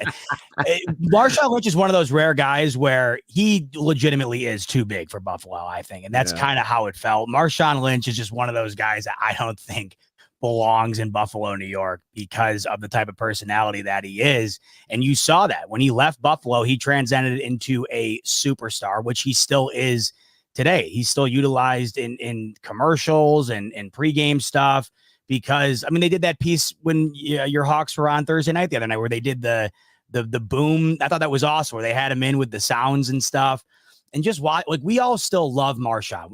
All Bills fans do, despite the fact that when he was there, he didn't really want to be there. And who could blame him? At the time, the Bills were a bad football team, and he wound up going to a championship caliber football team. And I think that anybody in that situation would have done the same. Now, the Bills moving off of him, that's a whole other story. But, you know, when you're in a position kind of like what they were in with Diggs, probably to a lesser degree with Marshawn, but you're in a position where the guy probably doesn't want to be there. You're looking to try to revamp things because once again, you're stuck in the cellar. You do make a move like that. But Marshawn Lynch, despite the fact that it didn't end great and despite the fact that he probably did not want to be in Buffalo, even though we wanted him in Buffalo, he's still a very much beloved guy in the city of Buffalo. Makes sense. Your reasoning makes sense. And it comes back to that thing we talked about at the top, though, why I have a lot of respect and, you know, your heart goes out a little bit to organizations like yourself in Buffalo, because, you know, nobody is ever in New York saying, well, he's not, you know, New York's too small for him. LA is too small for him. We had to get him into a different market. It's a factor that you have to deal with that other NFL teams don't have to deal with that makes it harder. It's like being in baseball as a small market team that can't spend as 150 million like a Dodgers or Yankees team. It's kind of an equivalency. It's just not in dollars and cents. It's in this thing that's harder to rate, I guess, you know, or quantify, maybe is the right word to use on that. And it's just, that means when you guys are winning, it makes it just that much more impressive. You're getting it done. It's like the Bengals getting to the Super Bowl. And it's like, it's harder. There's no way around it. It is.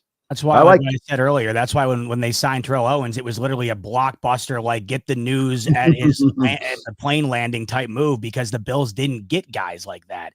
But when you have a quarterback like Josh Allen, people are willing to look past the fact that, I might be in Buffalo as opposed to Vegas, but I'm going to win in Buffalo. I'm not going to win in Vegas. And it's all up to the like that with Mario Williams too, with you guys too, wasn't it? Didn't you sign Mario Williams back in the day too? That was disastrous. I mean, there was a litany of moves that just. Yeah, I mean, that was essentially the encapsulation of what the Bills were throughout the drought period there. It was just whiff pick after whiff pick, no quarterback play. You know, you had a couple of solid pieces on either side of the ball at any given time, but it was just never enough to be even an on the fringe type competing team. It was always just mediocre at best. Patriots are a buzzsaw too. I mean, it's the other thing too, is that they were They just, had 2 bye weeks against the Bills every year. The Jets, yeah. outside of the 2 years with Rex Ryan, they were never much of a threat, and neither were the Dolphins, even though they probably played the Patriots better than anybody. But my God, it's not taking away from anything. I'm not taking away anything from Tom Brady, but he could not have had it easier than he had it in the AFC East No. throughout his entire career. I call it the feast factor. It's one of my little pet theories, and that is that if you're going to get to a Super Bowl every year, a silent thing that people don't take into account, I'd love to hear what you think on this, is that people want to do the iron sharpens iron thing. Like, I want to be the AFC North where I'm going through and every just week getting my teeth kicked in because I'll be stronger at the end of the year. It's like, no, it doesn't work that way. You'll probably be more beat up, beaten down. What you want is the feast factor to be able to feed on at least 2 bad teams within your own division to be able to then set the stage right for you to get to the playoffs and make that run. Of course. I mean, it's fun. Like the NFC North right now is fun. Do you think any of those teams want to be battling in a position where all of them are? I mean, right now, if the season ended, all 4 of the NFC North teams would be in the playoffs out of 7 slots. That's not a good position to be in, because if you're the Vikings, for instance, you lose 1 game to Detroit, and now you go from fighting for the 1 seed to you're sitting at the 5 seed. You much rather be in a position like Brady was, and not to mention, that was back when both the 1 and the 2 seed got the bye. So the Patriots, whether Manning was on fire, whether Roethlisberger was on fire, in some years, whether the Ravens defense was on fire, the Patriots were going to get one of the top 2 spots, which equated to a bye every year, because at the minimum, they had 5 guaranteed wins in the division. Maybe they drop one to the Dolphins on, remember the hook and ladder where Rob Gronkowski's out there playing cornerback. Like, there were moments where they would, like every team, they'd have their snafus, but you'd much rather be in that spot. And I once again don't want to take anything away from Brady, but if you don't think that division played a massive role in the pursuit of the amount of championships that he won, that you're nuts, because it played a huge role in their ability to be able to go into the playoffs, not only with a bye for the majority of every year he was there, but with a healthier team, because I think you're more capable of being able to rest players later on in the year after you have guaranteed wins within your division throughout the season. Right. Like, we're coming up to the Bills. It's week 13. Our linemen's right on the line to be able to play or not. Our corners kind of, Revis can maybe not go or not today. If we give him an extra week of rest, that'd be great. But can we win this game without him out there? Well, it's the Bills right now. It's the Dolphins right now with the state they're in. Yeah, we can. We got confidence to do that. And now you're informed in your decision making. You give that extra rest that normal teams would be like, get out there, take your Toradol and make it work. Exactly. And that's, I agree. I think it's a big advantage for them with Brady's run to be able to run through that division like they did. And it doesn't get talked about a lot. That's right. That's totally true. Alton V, thank you for the $10 donation. MJ Seahawk again, thank you for the $5. Alton V, thank you for the $10 donation. Very kind of you for that. Nice. What's good, bot? Can't wait to go to the game this weekend, especially since I live out here in Washington. So not much traveling this year for me. Good for you, Alton. Yeah. Oh, Alton's a big Bills fan. Big. I'm like spacing right now. Yeah. Oh, I didn't even know Alton was out that way. That's awesome. That's on my bucket list. I love your guys' stadium so much. I just love it. I love the fan base. It seems like it's just terrific in so many ways. I also love the state of Washington. So I'm a huge Dave Matthews fan. And I go to the Gorge every single Labor Day. And so once a year, I have my annual trip to Washington. And I just love that state.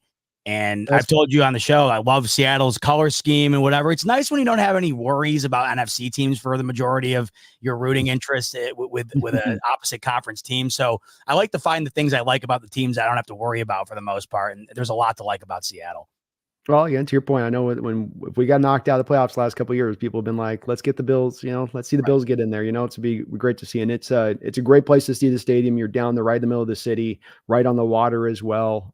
It's tough. It's a little cooler. It can get a little bit nippy in there if you're going, right about this time of year, it starts to get a little bit chilled, but it is an insane environment. And we're a fan base. Every fan base wants to say that they're the greatest, and not. I get that. We've got some receipts we can bring out. We've caused an earthquake. We caused the NFL to actually create a rule that said literally they create a rule for us where it's, you guys keep being loud, we're going to throw a flag on you, the fans. That's no other fan base in any sports ever caused anything like that. And I'm not saying we're the best, but just it's something that we take pride in here, where some people go, oh, it's the acoustics of the stadium that make it loud. It's like, well, no, it's that way in the Kingdome. It's that way in Husky Stadium. It's that way at Key Arena when the Sonics were here. There's just a general, and I don't have an explanation for why it is. There's something that's resonated here in this particular crop of the country, where when we get in a sporting event that they go, hey, everybody, be as loud as you absolutely positively can to the utmost. It can have an effect on that game down there, be it by energy, by false starts, that type of thing. I don't have an explanation for it. I'm not saying it makes us better, but it's what is just unique about us, I guess. I mean, it's a factor for sure. I'm a big Penn State football fan. I've been to a couple of whiteouts in my day. Let me know if it's easier to play, at literally anywhere. You go and play at Minnesota Stadium, you go play at Beaver Stadium, and you're gonna realize that there's a factor within the game based on the crowd. And that's certainly a factor with teams like Seattle. My Bills, for instance, are one of those teams that's considered up with your fan base as one of those type of teams. Kansas City, Green Bay, I think Pittsburgh at times. That's why I feel bad for, some of these fan bases that just do not have that. It's just not there. Like the Rams, exactly. The Cowboys, like that's the thing with the Cowboys or the Niners, for instance. Yeah, they got 1 million fans. They don't have 1 million diehard fans. They got 1 million fans who own a coat, a jersey, a hat. They probably couldn't tell you who's playing quarterback right now. And that's the difference between our types of fan bases and I think these major national brand fan bases, where it's just, yeah, you have a ton of fans. You notice the difference when you go to the games, especially when you're outnumbered in your own stadium. I kind of feel that way a little bit too with your point on this, and not to get down too far rabbit hole with this thing, but like the Niner fans freaking out right now, like they are a little bit. Like, I mean, I'm kind of like, they're calling for Kyle Shanahan's head. Like, I get the frustration. I know the Chiefs in the head thing. I get all that. I do. I get it. Look, and I was right there saying we got to let Carroll go last year when you couldn't beat Shanahan, and that wasn't at the forefront. There are all the other reasons that came into it, but that's where I go with it. I'm like, you're close. You're right now. You want to be bouncing off of Mr. Shots. It's out on. I don't get that perspective a little bit. To your point, I'm not saying that makes them less or more as a fan. Just I don't understand it. I don't think I'd see that as much in my fan base if we were in that position. You wouldn't see it in your fan base if you were in this position, even coming off those losses. It just blows my mind. McCaffrey hasn't even been out on the field yet. Like, is it not obvious how much of a factor that guy is to a football team? If he showed up tomorrow and he was back to, and I understand the trepidation of thinking he might not be back to what he was, but let's just say he was. I mean, even if he was at 90%, he's still a top 5 running back in the league. It's just how great of a running back he is. That team's completely different. You've noticed the red zone struggles without him, but my God, you look at that roster, how anybody would want to give up on this team is crazy to me, especially in the NFC when right now your top seed is led by Jared Goff, which we know can be susceptible to in bigger moments, it not necessarily going in his favor. The next best team you'd probably argue right now is led by Sam Darnold.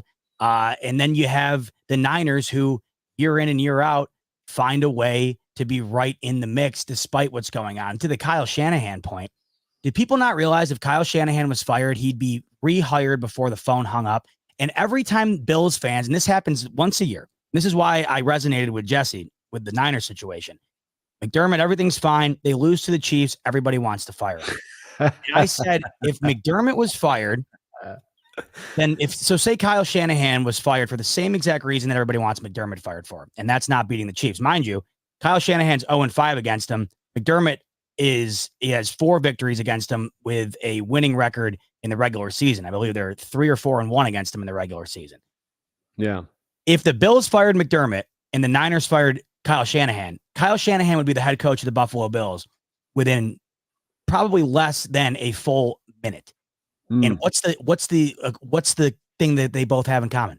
They both can't beat the Chiefs. So my point is, you want to fire this guy, they want to fire that guy. They're both going to get rehired. They both have the same issues. And the issue is what all 31 teams right now that are not named the Chiefs are going to have this issue. If you want to do what everybody in this league wants to do and that's win a championship, you got to go through them. And the only team that's done it are 2 teams led by Tom Brady and one, I don't want to say fluke, but man, I guess it was just one of those stuff happens victories for Cincinnati, because outside of that, Brady's been the only guy that's been able to dethrone these Chiefs who have been in the AFC Championship every single year. Mahomes has been a starter. You cannot chalk that up to your coach not being able to get it done when you're in the midst of watching a dynasty. There's just levels to this stuff. And I think people let their frustration get the best of them because the Niners would be a worse team without Kyle Shanahan. And I think the Bills would be a worse team without Sean McDermott. It's a great point about if McDermott was let go, and that especially, Shanahan, as we talked about last night, having no doubt big time eyes for wanting to get that quarterback that's uber talented, that can really carry the day, and that would draw him to that job like a, fly to honey or whatever. And I would have no doubts about that whatsoever. So I think you can't get caught up in just this. We can't beat the Chiefs. We can't be like, that's just to me, the wrong mentality. Number one, it's too much of a small sample size in any of this stuff. We've lost 3-4 games. So that's 4 games. That's not like a rule of thumb. That's for 100 years. They speak of it like for 100 years we've had our butts kicked in by them and 4 score, 4 score, and my grandpappy's was having his head shoved in the mud by Mahomes, and you go, it's not that bad. And number two, you get beat by a goat.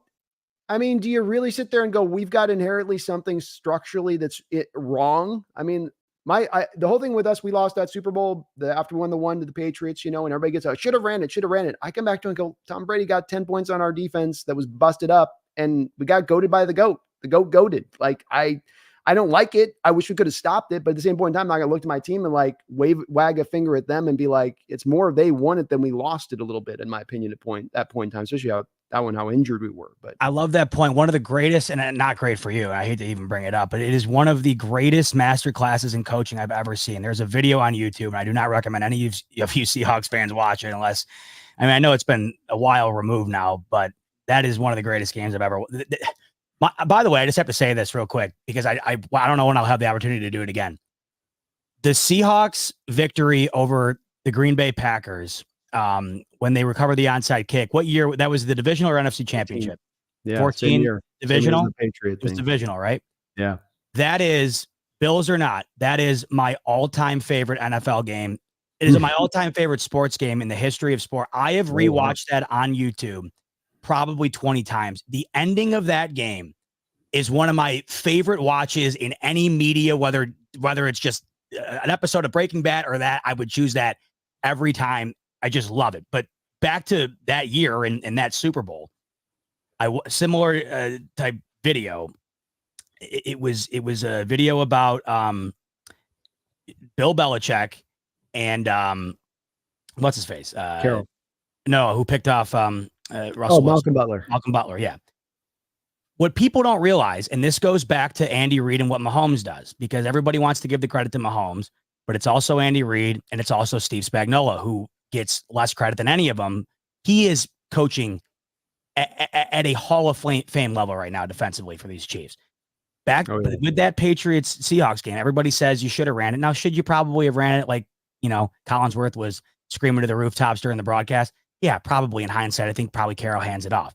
But that play that they ran would have probably worked against any other defense that was not coached by Bill Belichick. And the reason I say that is because there's a whole video discussing the fact that exact play with Malcolm Butler and Bill Belichick was practiced ad nauseum in how to defend it going into that game. And the only reason Malcolm Butler was in position to pick it off was because he knew it was coming based on the preparation going into the game. And that's the difference here. It's that it's not just any one thing. And that's why when the frustration comes out, the same thing happened last year, just to give you an example of it, not just being the Bills or the Niners. Everybody wanted to fire John Harbaugh because all of a sudden the Ravens offense, who was playing exceptionally at the end of the year, could not score a point against the Chiefs. There are the difference between good or really good and great in this league are those little things right there. The Chiefs do it exceptionally well. And it's similar to what the Patriots did forever there too. It's those moments right there where you're just saying you should have ran it or whatever. Yeah. But at the end of the day, that same play probably works against 30 other teams in the league. It's just that those teams do that much more, that much better than the rest. And that's why they're the dynasty that everybody wishes they were.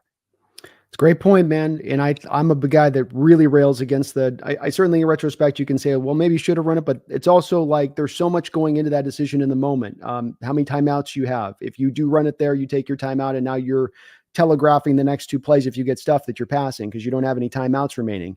The Bills, the Patriots, to your point on being brilliant on that move, the other thing they did there was they went heavy.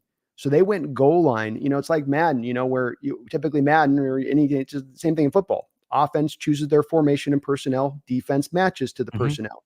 So but what Bill did is he says, I'm going goal line. I'm not waiting for what the offense is going to do. So now you ask your offensive coordinator throughout a game to be smart in their decision-making and to be pairing up. The defense just gives them that little advantage that they don't normally get, where they're in goal line. So we go 3 wide, and then there's more of the chance to throw it away. You're not going to run out of 3 wide into goal line, right? You're not going to probably do that. And then people go, well, Marshawn will definitely have gotten in. Well, thing people aren't aware of, in that 10-year period with Marshawn, if you look at like 10 carries being the minimum of running the ball on the goal line from the 1-yard line, is that he had the worst conversion rate in the NFL over that 10-year period in those moments. Everyone goes, oh, he'll get in, no doubt. Yep. You can go find this actual data online. He was the worst from the minimum attempts of that at like a 20% conversion rate or something like that, with down and distance, 3rd or 4th and goal from the actual goal line itself. So you're asking your offensive coordinator to take all this data information in, but people want to just simplify it down to should have run it. Should have just run it. He would have gotten it. It's like, no, you don't. You never ask your OC to do that. And like you said, they made a great play on it. That switch release play you'd run, to your point, why they knew we were going to run it is because we'd run it so well in the year. I think it'd gotten like 5 touchdowns on that play during the season. So it all just kind of comes into that part of it. But I hate when people simplify something down to that's so eminently complicated. Yeah. And it's similar to the Chiefs, where it's just everything's simplified down to, well, it's just Mahomes. Well, Mahomes didn't win the Super Bowl for the Chiefs last year. That defense did. And that's evident. But what can be boiled down to Mahomes is the fact that in the biggest moments, that's when he plays his best ball. That's it. That's the other big difference between him, Brady, and pretty much everybody else, is that when the moment is the biggest, they wind up playing their best ball. It has to be a perfect combination of damn near perfection. You had it with the Patriots, and I just, you have it with the Chiefs. You have the best D coordinator in the league. You got one of the best D linemen in the league. You got the best defense overall, in my opinion, right now in the league. You got the best quarterback in the league. You got the best head coach in the league. You got some of the best ownership in the league, some of the best management in the league. Is it any secret as to why they're as good as they are? It's just, and this is the other thing that's so frustrating, is teams can still be great. The Bills have been great. The Ravens have been great. The Niners have been great. They're just not that level of great. And the difference between that level of great and great, it's not like Grand Canyon size. It's pretty marginal, but the marginal difference is ultimately all the difference. Yeah, it's enough to push you past the finish line. You'll come back to that parity, but that little bit extra is a big factor. And so, yeah, I agree with you guys. You just got to keep chopping wood here and being aggressive as you guys can, doing the Amari Cooper type trades and doing what you can to try to push it and know you got the goods to do it, in my opinion. I don't think that you're going to get outcoached or outplayed, or that Allen can't. That playoff game, you talk about having one of the more entertaining games that you saw from your perspective. In my opinion, over the last 3-4 years, one of the most entertaining games I got to see that I didn't want to see end. I wanted the things to just keep going and through overtimes was that tete-a-tete between Allen and Mahomes, who went back and forth in that conference championship game a couple years ago, which was an insane game. I mean, that thing was, to me, right there. If you talk about that Packers-Seahawks game, as far as entertainment value, and just, this was wild to watch. 2 guys just bawling out of their minds. I mean, because of the loss, that's why I don't have it there. But if that was a win, that would have been the greatest game. I mean, in full transparency, if I was able to like surgically remove the Bills fandom from the part of my brain, that would have been the greatest game I've ever seen. That was utter lunacy from top to bottom.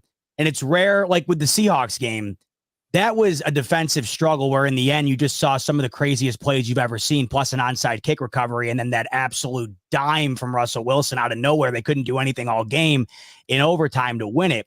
Whereas with that Bills-Chiefs game, it was a quarterback masterclass. I mean, that was just one of the greatest duels I think we'll ever see. And of course, in typical Bills fashion, once again, right down to the little things. Like what other team out of the 32, what other team's taking 13 seconds and winning that game? Nobody. Wait, it was the kickoff thing, right? There was something with the kickoff on that. If I remember going back, they didn't squib it, which everybody was upset about. Yeah, because it would have taken a couple of seconds off the clock, and that maybe made the difference on that one. I mean, that couple of seconds, we're talking 4 or 5. If you're squibbing it, that you get off the clock there. I mean, would that have made the difference? Is that a fair assessment? The way I assess it, in terms of overall blame of that final debacle there, I'd put about 20 to 25% of it on that, because like you said, less time is better time for the Bills. And if you're going to even shave 2 seconds off, mine as well. And it just seems like something that was easy enough to do. I don't know what benefit you get booting it all the way out. I'd much rather take my chances of them returning a kick than I would allowing Mahomes to do anything. Exactly. But the 90% of the problem, Brandon, was you go back and watch, they were running a prevent style defense for Mahomes with Tyreek Hill and Travis Kelce needing about 30 some yards.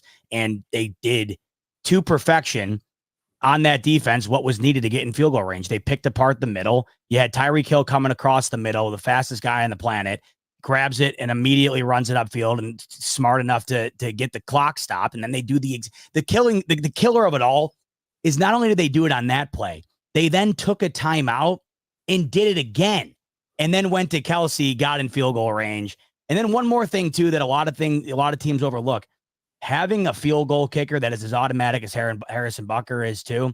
It's just all the things that have to come together for a team like the Chiefs, and they just have every piece of the puzzle. And in that moment, the little thing was McDermott, in that 13 seconds, was severely outcoached, despite the fact that they played a terrific football game.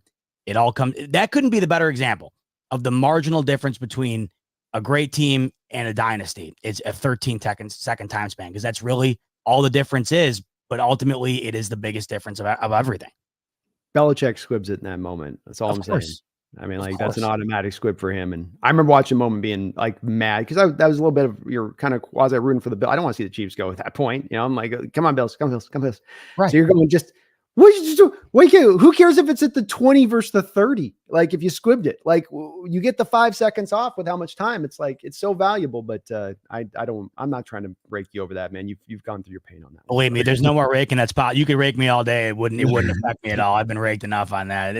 Just one watch of that, Brandon, was enough raking, and you'll never recover from it. Such a great game, though. And the master class of quarterbacking that was going on in that game between those two guys. It's not a matter of just a couple of collections of throws or decision making through that game, but just back, forth, just and on their P's and Q's, just absolutely, just on their A game. Absolutely both on their A game that day. Totally. It was a watch.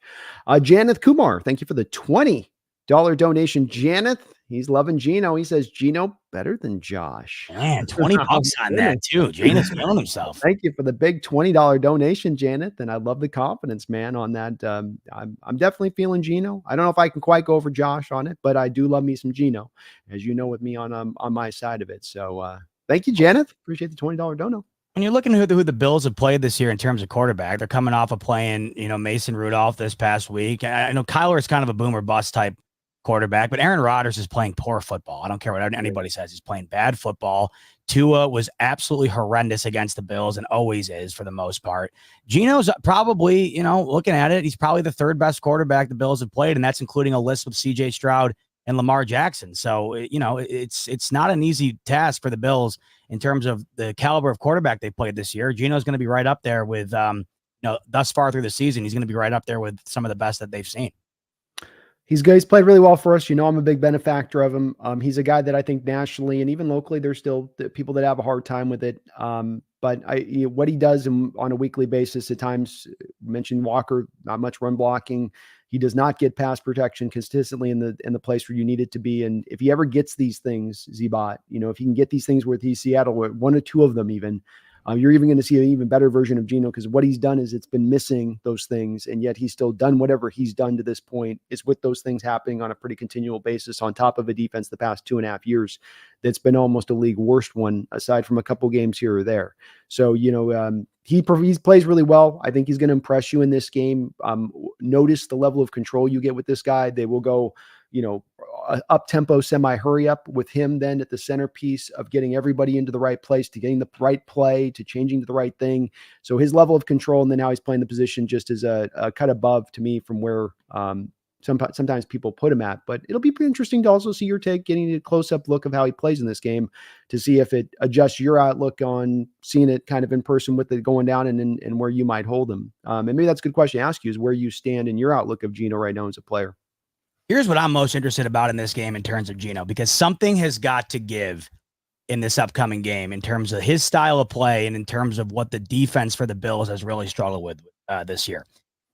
I saw that Geno is second in the NFL right now in terms of the amount of quick passes that he throws. And I have a feeling that's got to be due to your offensive line struggles that you were just alluding to. So Geno's air raid. It's the new offensive coordinator air raid system he's brought so this in. is kind of the emphasis where this is what they want to do as opposed to even like what they're forced to do. This is what they're kind of wanting to do. Yeah. So with that, right? Second most quick passes in the entire league, but they haven't scored on it yet all year. So the amount of plays being dedicated to that style of offense for Seattle hasn't translated into them getting into the end zone. But what has to give here is the fact that the Bills, in terms of defending that type of offense, have been abysmal. Much like their struggles with the defensive with the stopping the run, they've been awful at stopping the short passing game. You even saw it last week with a guy like Mason Rudolph, who in the first half was able to get the screen game going with Tony Pollard and getting his tight ends involved, which we know Noah Fant's going to be capable of doing in the intermediate game. The Bills have allowed 14 plays of 15 plus yards on quick passes this year, second worst in the league. So if the Seahawks can translate that into points, in addition to running the ball with Kenneth Walker, I think that's advantage Seattle. If the Bills can find a way to revert from what they've been doing this year, and that's getting cooked on these type of plays, it's advantage Buffalo. But this is why I think Seattle's a bad matchup for Buffalo in this game. They do things well offensively that I think are two of the biggest Achilles heels for this Bills team, and that's stopping the run. Despite I know the numbers for Seattle's run offense this year isn't great, but Kenneth Walker missed 2 games.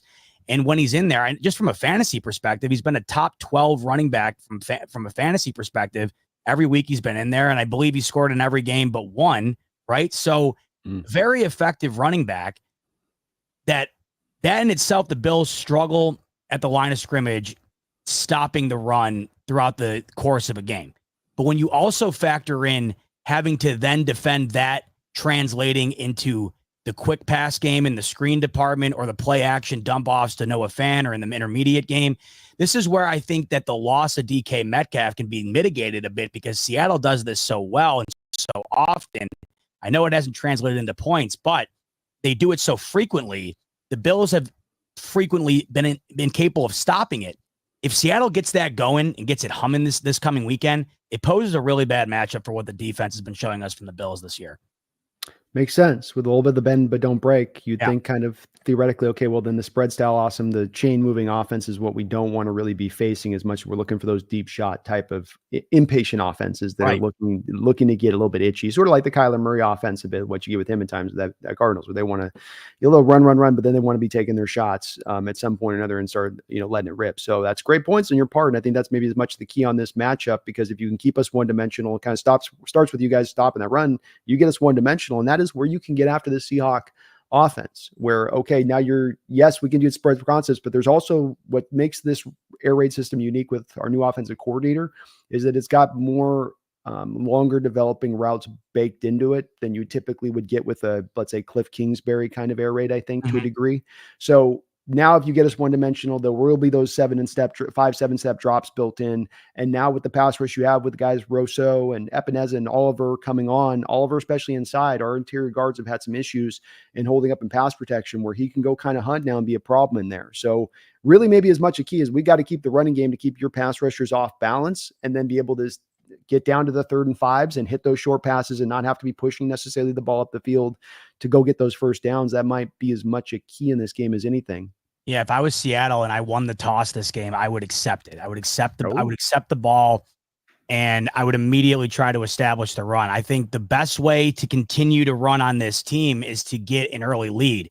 If you're able to go down and score on your first drive, that's going to set the Seahawks up in good shape. Now, if the Bills get the ball first and they're able to go down and score, then that could mitigate a bit what Seattle's capable of doing in terms of exploiting what I think to be one of the weaknesses of this Bills defense right now. And last week, the Bills tried to do this themselves. I think they were aware of the fact that with Mason Rudolph in and the offense in general for the Titans in terms of a pass offense, not great. They still had Tony Pollard, who's capable of having a good day. And I think that they accepted the ball last week. The Bills did after winning the toss, something they never do. Because I think the mindset was if we go down and score, they're going to immediately have to start trying to match that, and it's going to go away from what they're going to want to do, and that's keep the ball out of Mason Rudolph's hands. It didn't work out. They didn't score on their first drive, And what ended up happening? The Titans tic-tac-toed the ball down the field, and they were up 10-0 at one point. I think if the Seahawks have a similar start to what the Titans had, the Seahawks are far better than Tennessee in terms of getting a 10-point lead and then being able to build on that. Tennessee just doesn't have the offense capable of doing that, and the Bills were able to run away with it in dominating fashion towards the end. But if Geno plays a smart turnover-free game and they stick with that intermediate game and they get the run game going, I think it's really advantageous for your Hawks.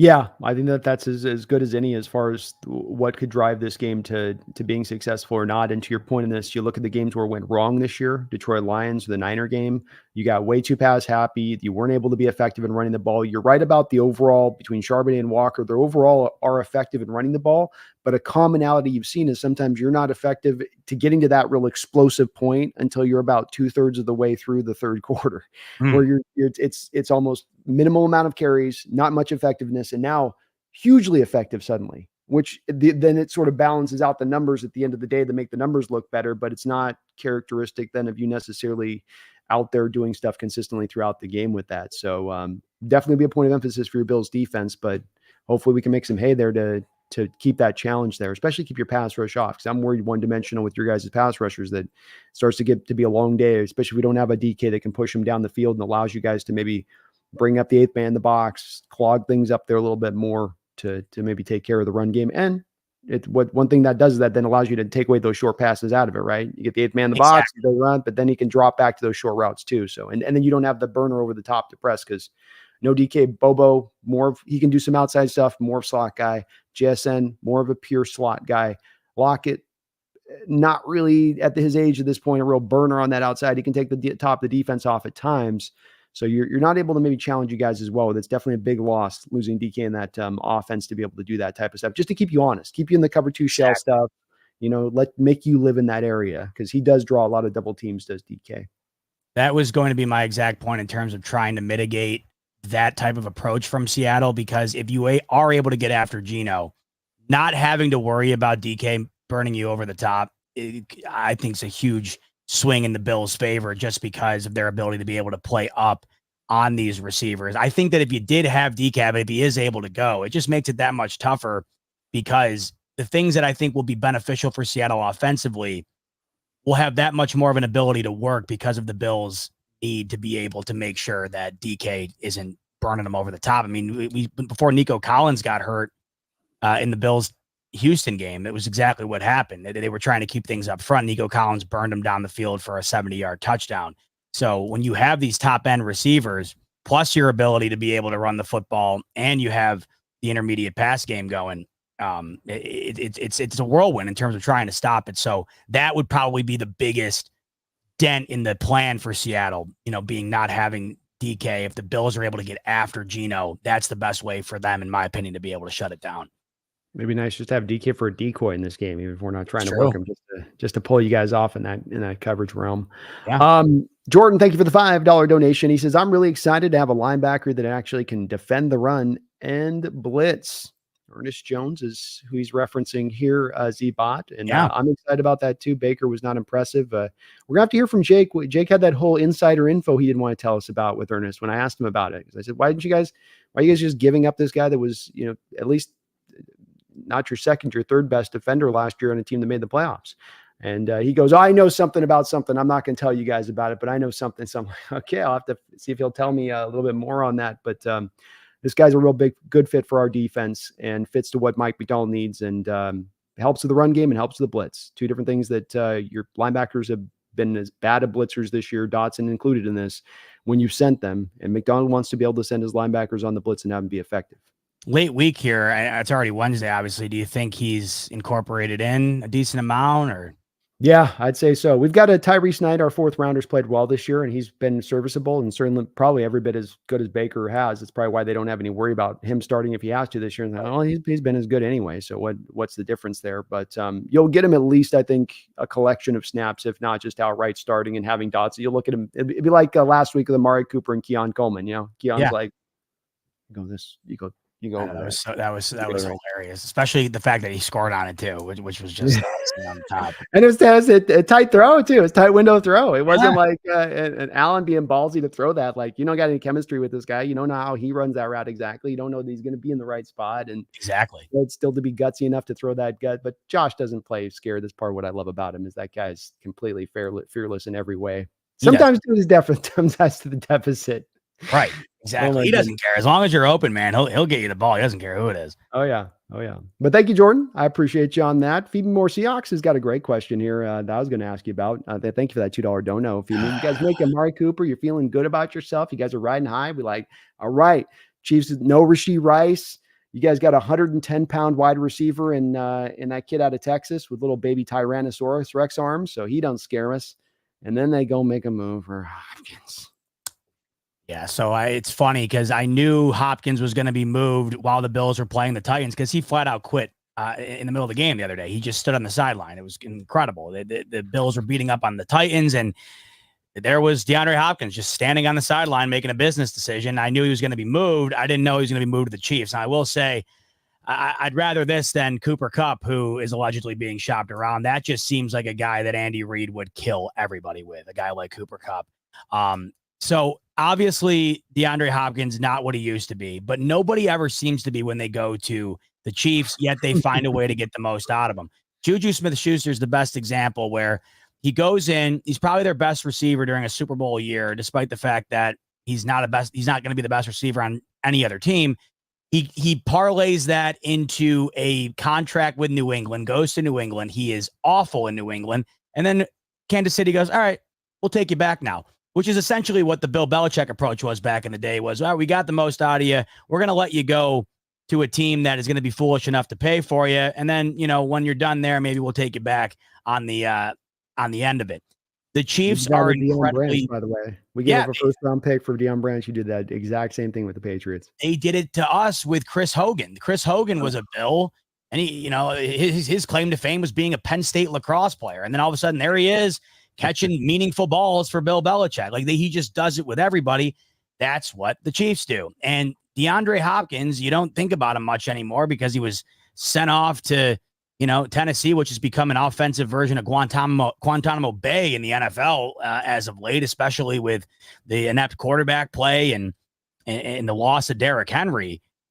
So you don't think of him being the caliber in which he once was, but now he's with Mahomes. Now he's with Andy Reid. And here's the biggest thing. Is DeAndre Hopkins going to go out there and be Houston Texans DeAndre Hopkins, or is he going to be Justin Jefferson or Jamar Chase? No, but you want to know what he's going to be? He's going to be that guy in the wild card divisional AFC championship, however the playoffs wind up unfolding in terms of seeding for these Chiefs. He will be the guy. There's DeAndre Hopkins with the play of the game or the crucial moment. That's what this is. They don't need a guy that needs 50% of the target share because they're 6-0 playing bad offense. It's not even mediocre. Mahomes has a 6 to 8 touchdown interception ratio right now, and this team can barely crack over 20 some points. And obviously for some teams, 24 plus points any given Sunday, you'd love that. But this is a Chiefs offense that's held to a different standard, and it's just not that anymore.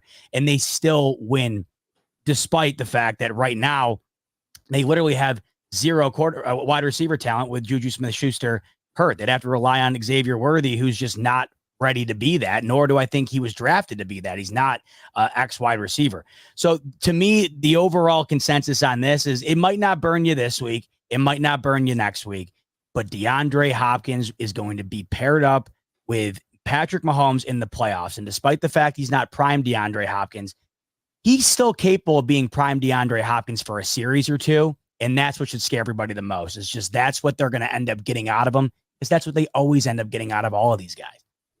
If you're the Chiefs, do you make a second, third round trade for Kupp if he becomes available?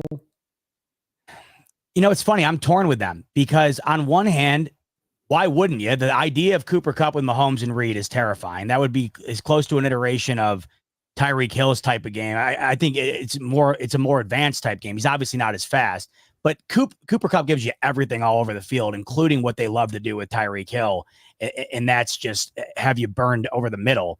And they're clearly a different team without Tyreek Hill, despite winning 2 championships without him. They're obviously less explosive. And now that Kelsey's 35 years old, you're noticing that he's very boom or bust now. You're not getting that consistent dominance from Travis Kelce that we're used to. So on one hand, you're saying, yeah, go get Cooper Kupp. That would potentially take you back to that point. On the other hand, Brandon, I have 2 Super Bowl rings without Tyreek Hill, with an aging Travis Kelce, and I'm 6-0 right now without a household name at wide receiver. Do I want to give up any capital for a Cooper Kupp that can't stay healthy? So on one hand, it's like, yeah, it's logical. It makes sense. On the other hand, I'm like, we might be good enough to not even have to do this. And that's just one more thing that just drives you nuts about this team, is just that they don't even have to do it. And that's what kills me. It's brutal. They don't. I think that I would if I'm them, because I think part of the reason the Kupp gets broken down as much as he does is because of the Rams' overuse. Yeah, and Stafford just, when he's out there, it's like there is no other receiver on the field. There's only Kupp. It's just like, I feel like he's going to leave his wife for him at times. It's weird. So I would, if I'm the Chiefs, make this move, because not only does it help you this year, but long term, where I look at that receiving core, Sky Moore's lack of development, Rashee Rice, you don't know where he's going to be coming off of that major injury. The kid out of Texas, I'm not big on him. With Worthy, I think his catch radius is really small. I know he's a burner. He can fit you with a role. He can be an addition in that offense, but he's never going to carry the load. They tried to make him last week that, and he got smashed and knocked out of the game halfway through because he just can't do it. Yeah. But I'd do it if I was the Chiefs. I would run that if they're going to offer that, because that does change your offense tremendously. And as good as the defense is playing, the offense is not looking like it's something that's going to be able to make it work in the playoffs. And Hopkins might be enough. Why not? To me, if I'm the Chiefs, what do you got to lose to do it? What's the downside, really? Especially understanding you need help with the receiving core somewhere long term here. You don't necessarily have answers in house as it stands. See, that's where I'm at. It's almost like, if I have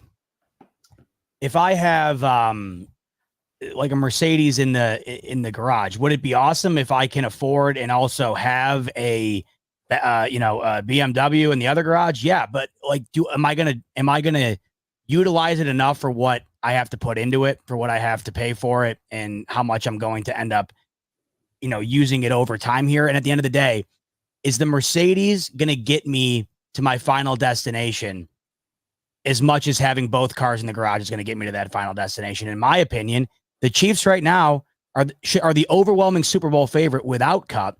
If you're management right now for the Chiefs, are you more willing to invest those assets in younger, healthier players in the draft than you would be a guy like Kupp? Because it doesn't seem like, allegedly, this was what was spoken on earlier online before the Hopkins hire or the Hopkins move.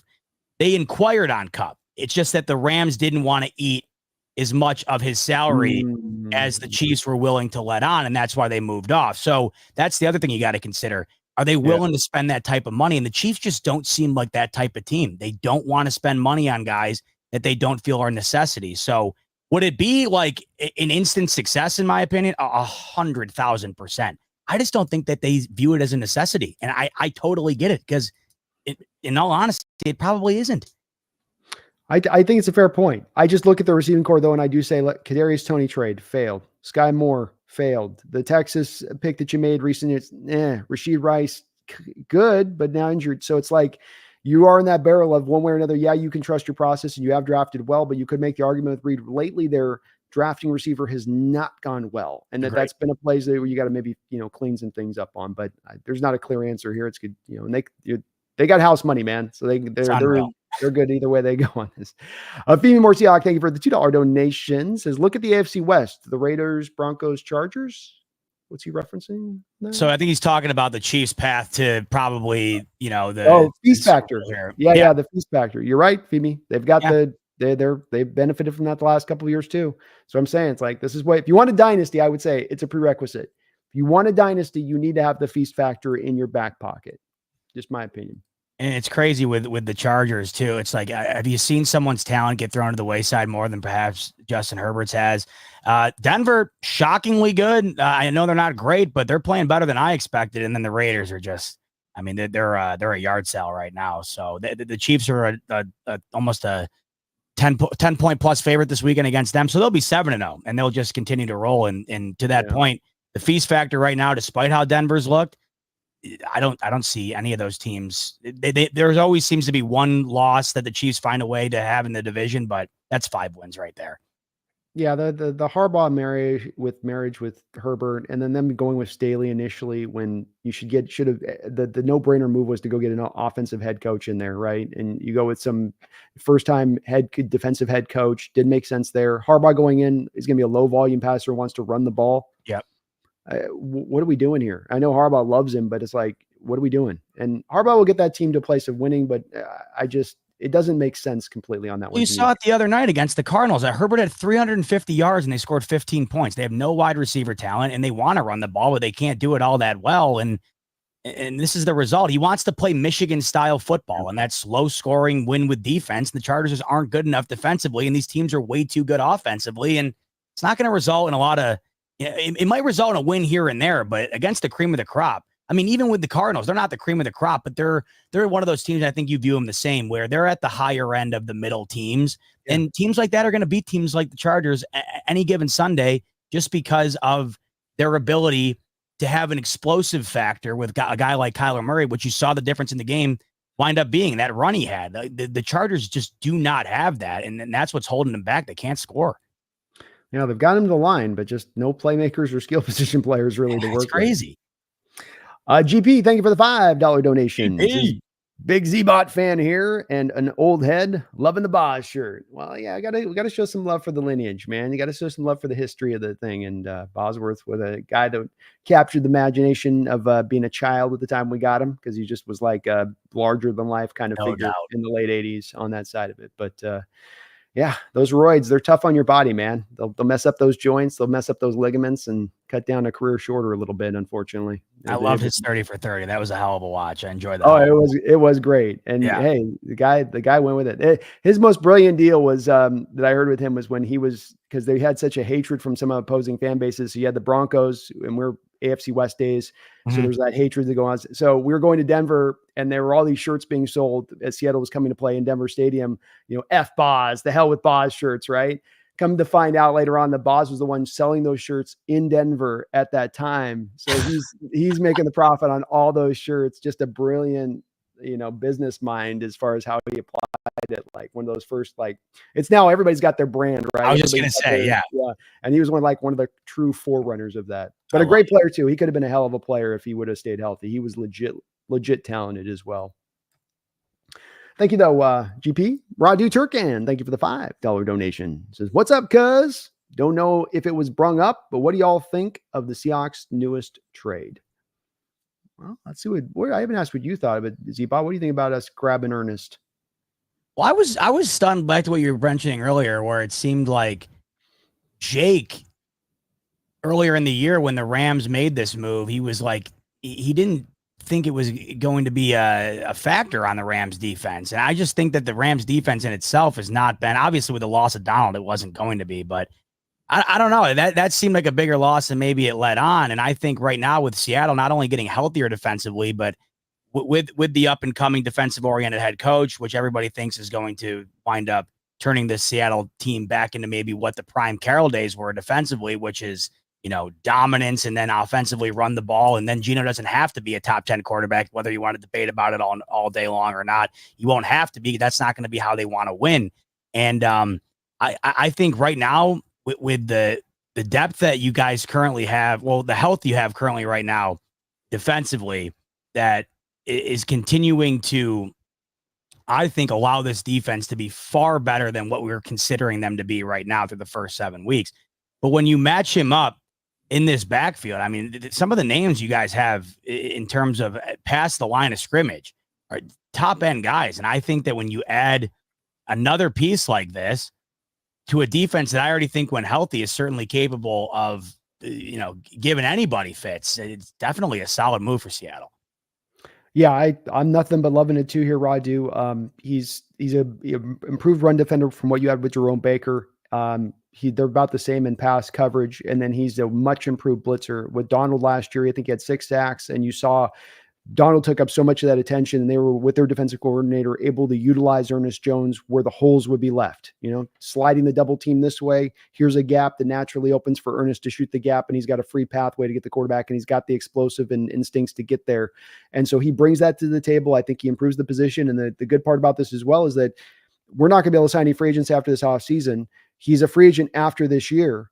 So even though you gave up a 4th round pick for him, he's going to probably sign a pretty good contract out there, and you'll get a compensatory pick back because you don't have money to really spend in free agency as it is, really. And you have your own free agents you have to sign. So you're going to still get that pick right back, down the line as it is. So this doesn't end up really costing you a whole hell of a lot other than just a 4th round pick for a year wait of time. What was the contract situation on it? I didn't equal to Baker. You flop Baker. They're both owed about $1 million and a half on the remaining portion of the base of their salary because all the bonus goes off the deal. These are the deals that I love. That's why I loved the deal that the Bills made with Cooper so much. It's just that like you can decide down the line whether or not the year you have with him now, once you have him, is worth continuing with. You have that luxury, and you get that luxury for such a competitive price without having to tie up a whole ton of draft capital either. That's why, like, once again, comparing that to what the Jets did with Davante Adams, it's just like I would much rather have the slightly, I don't know what Davante Adams is anymore. I don't even know what to say anymore in terms of what I think he is, but I think Amari Cooper isn't, based on the money, 11 times worse than Davante Adams. And he was 11 times more of a need for the Bills. And this is what I love about these type of moves, is that you fill a need, you fill a gap, and you do it fiscally responsibly and draft capital wise responsibly as well. These are my favorite type of moves. They are. It's sort of the win-win-win, low risk kind of things where there's really not a fail point on it. And I'm with you on it too. It's a different deal with Davante going to the Jets than going there too with Josh, right? Because you have no chemistry walking in as well, and you're paying all that increased cost for a guy that you don't know if there's going to be that connection or sync up. Again, to Amari, I believe he had the most off-target throws his direction of any receiver in the NFL. That's a big stat to me because Deshaun Watson has not just been a bad quarterback or the worst quarterback this year. You look at the data with him, it's like 613th out of 615 quarterbacks for a 7-year given territory as far as graded goes. So it's been that bad. And again, isn't Amari a free agent at the end of the year too, right? Yeah, so exactly. That compensatory pick comes to you guys too, because you're not gonna have the money with your cap situation to probably resign unless it goes wonderfully, right? There's always that, but and that's the beauty of it, is if it does, then maybe you look into that. And Amari's now on his 4th team, so who's to say it's going to cost you an arm and a leg to keep him around if it does end up going well? But like you just mentioned, the Bills haters were coming out in droves saying he's got the highest drop rate in the league. Yeah, because he's been throwing the highest rate of uncatchable balls in the league too. You might want to factor that in as well.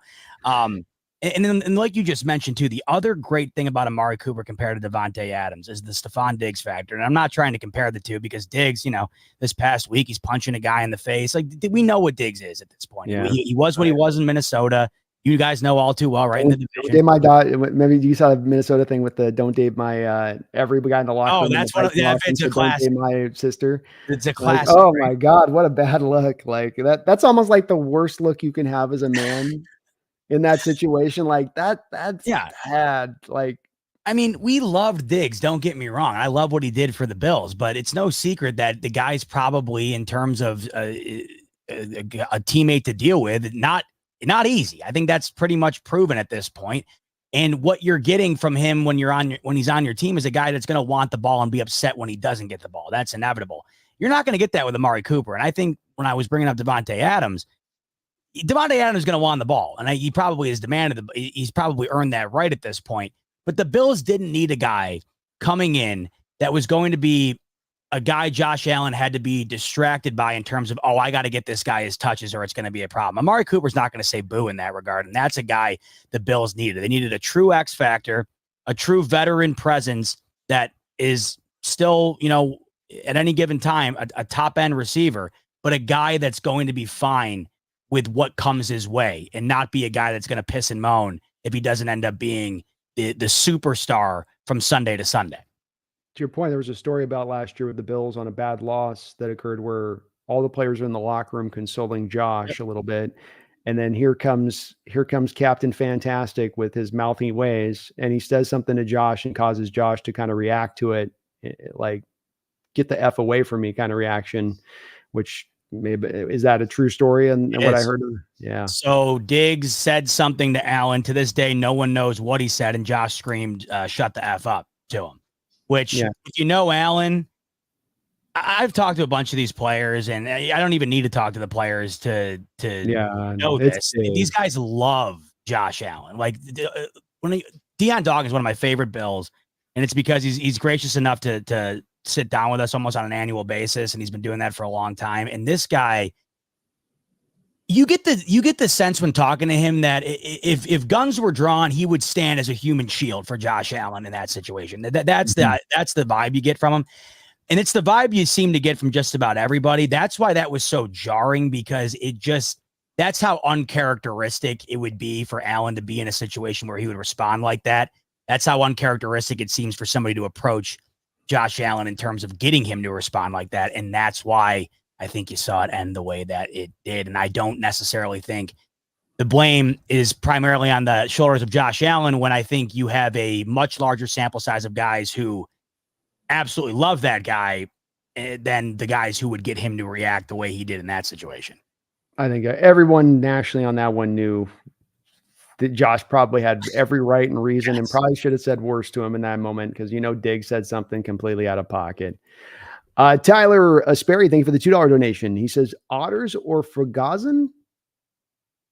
That sounds like my man Dave from Tuesday nights, where I can never decipher with the puzzle that I'm getting put in front of me. Otters, or what's a Ferguson? Ferguson, I'm guessing he's trying to say Ferguson, and then what would you mean? What would the Otters be? Although Ferguson, I don't know. We don't have a Ferguson. Otters. Sorry, Tyler. I'm spacing on this one, man. Maybe it'll click in here in a second, but thank you for the $2 donation. I'll go with Otters. I don't know what a Ferguson is, so I'll go Otters. That sounds like a good. More Seahawks, thank you for the $2 donation. It says, remember last year's Chiefs come alive in the playoffs. Yes. Yeah, they're in cruise control right now. They're just, check back in December. And if people haven't learned their lesson by now, then they never will. Because last year on Christmas Day, with the highest viewership of the day, no one's working, everyone's home, everyone's got the football game on. This team got embarrassed by Aiden O'Connell, who didn't complete a pass in the second half. And that was the point when even I, who I had thought I had learned my lesson up until that point, even I had said, you know what?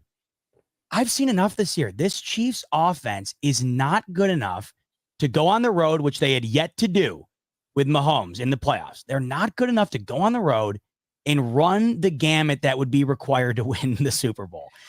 They would then go on to win against Miami, Baltimore on the road, Buffalo on the road, and a team in San Francisco on paper that is twice as talented personnel-wise than the Chiefs. To rule these guys out in any capacity is not only idiotic, it's borderline insane. And they're this year doing the exact same thing that they did last year, and you saw it. Last year, it all comes down to what we were talking about earlier. It doesn't matter in the biggest moments, whether the offense sucks for 90% of the game, the 10% required in the biggest moments, they will deliver on. And that's why it doesn't matter. Like you just said, it's cruise control. There's 10 more weeks. Who cares even if they go 9-8 and that gets them in? The Chiefs are still as good at 17-0 as they are at 9-8 going into the playoffs. In an elimination game, who are you betting on in that scenario? And I think everybody knows the answer. Yeah, I agree. And I just think when you have a coach like Reid's been through these many years and has been building great winners for a while, it's not just him being a great coach, but also his understanding of how to manage it throughout the year to get it in that proper place to be able to hit the injector button right at the end as well. There's a little bit of like, whereas most coaches, I think just week to week, they're scrambling to just try to win and keep their jobs. And it's a hell of an advantage for him to be able to, I think, operate from a bit of a different distinction there. Yeah. Richie Presh. My man. Sorry, Richie, let me pronounce your name right. Thank you for the $5 donation. And he says, you may all disagree, but the Chiefs can't sustain this much longer.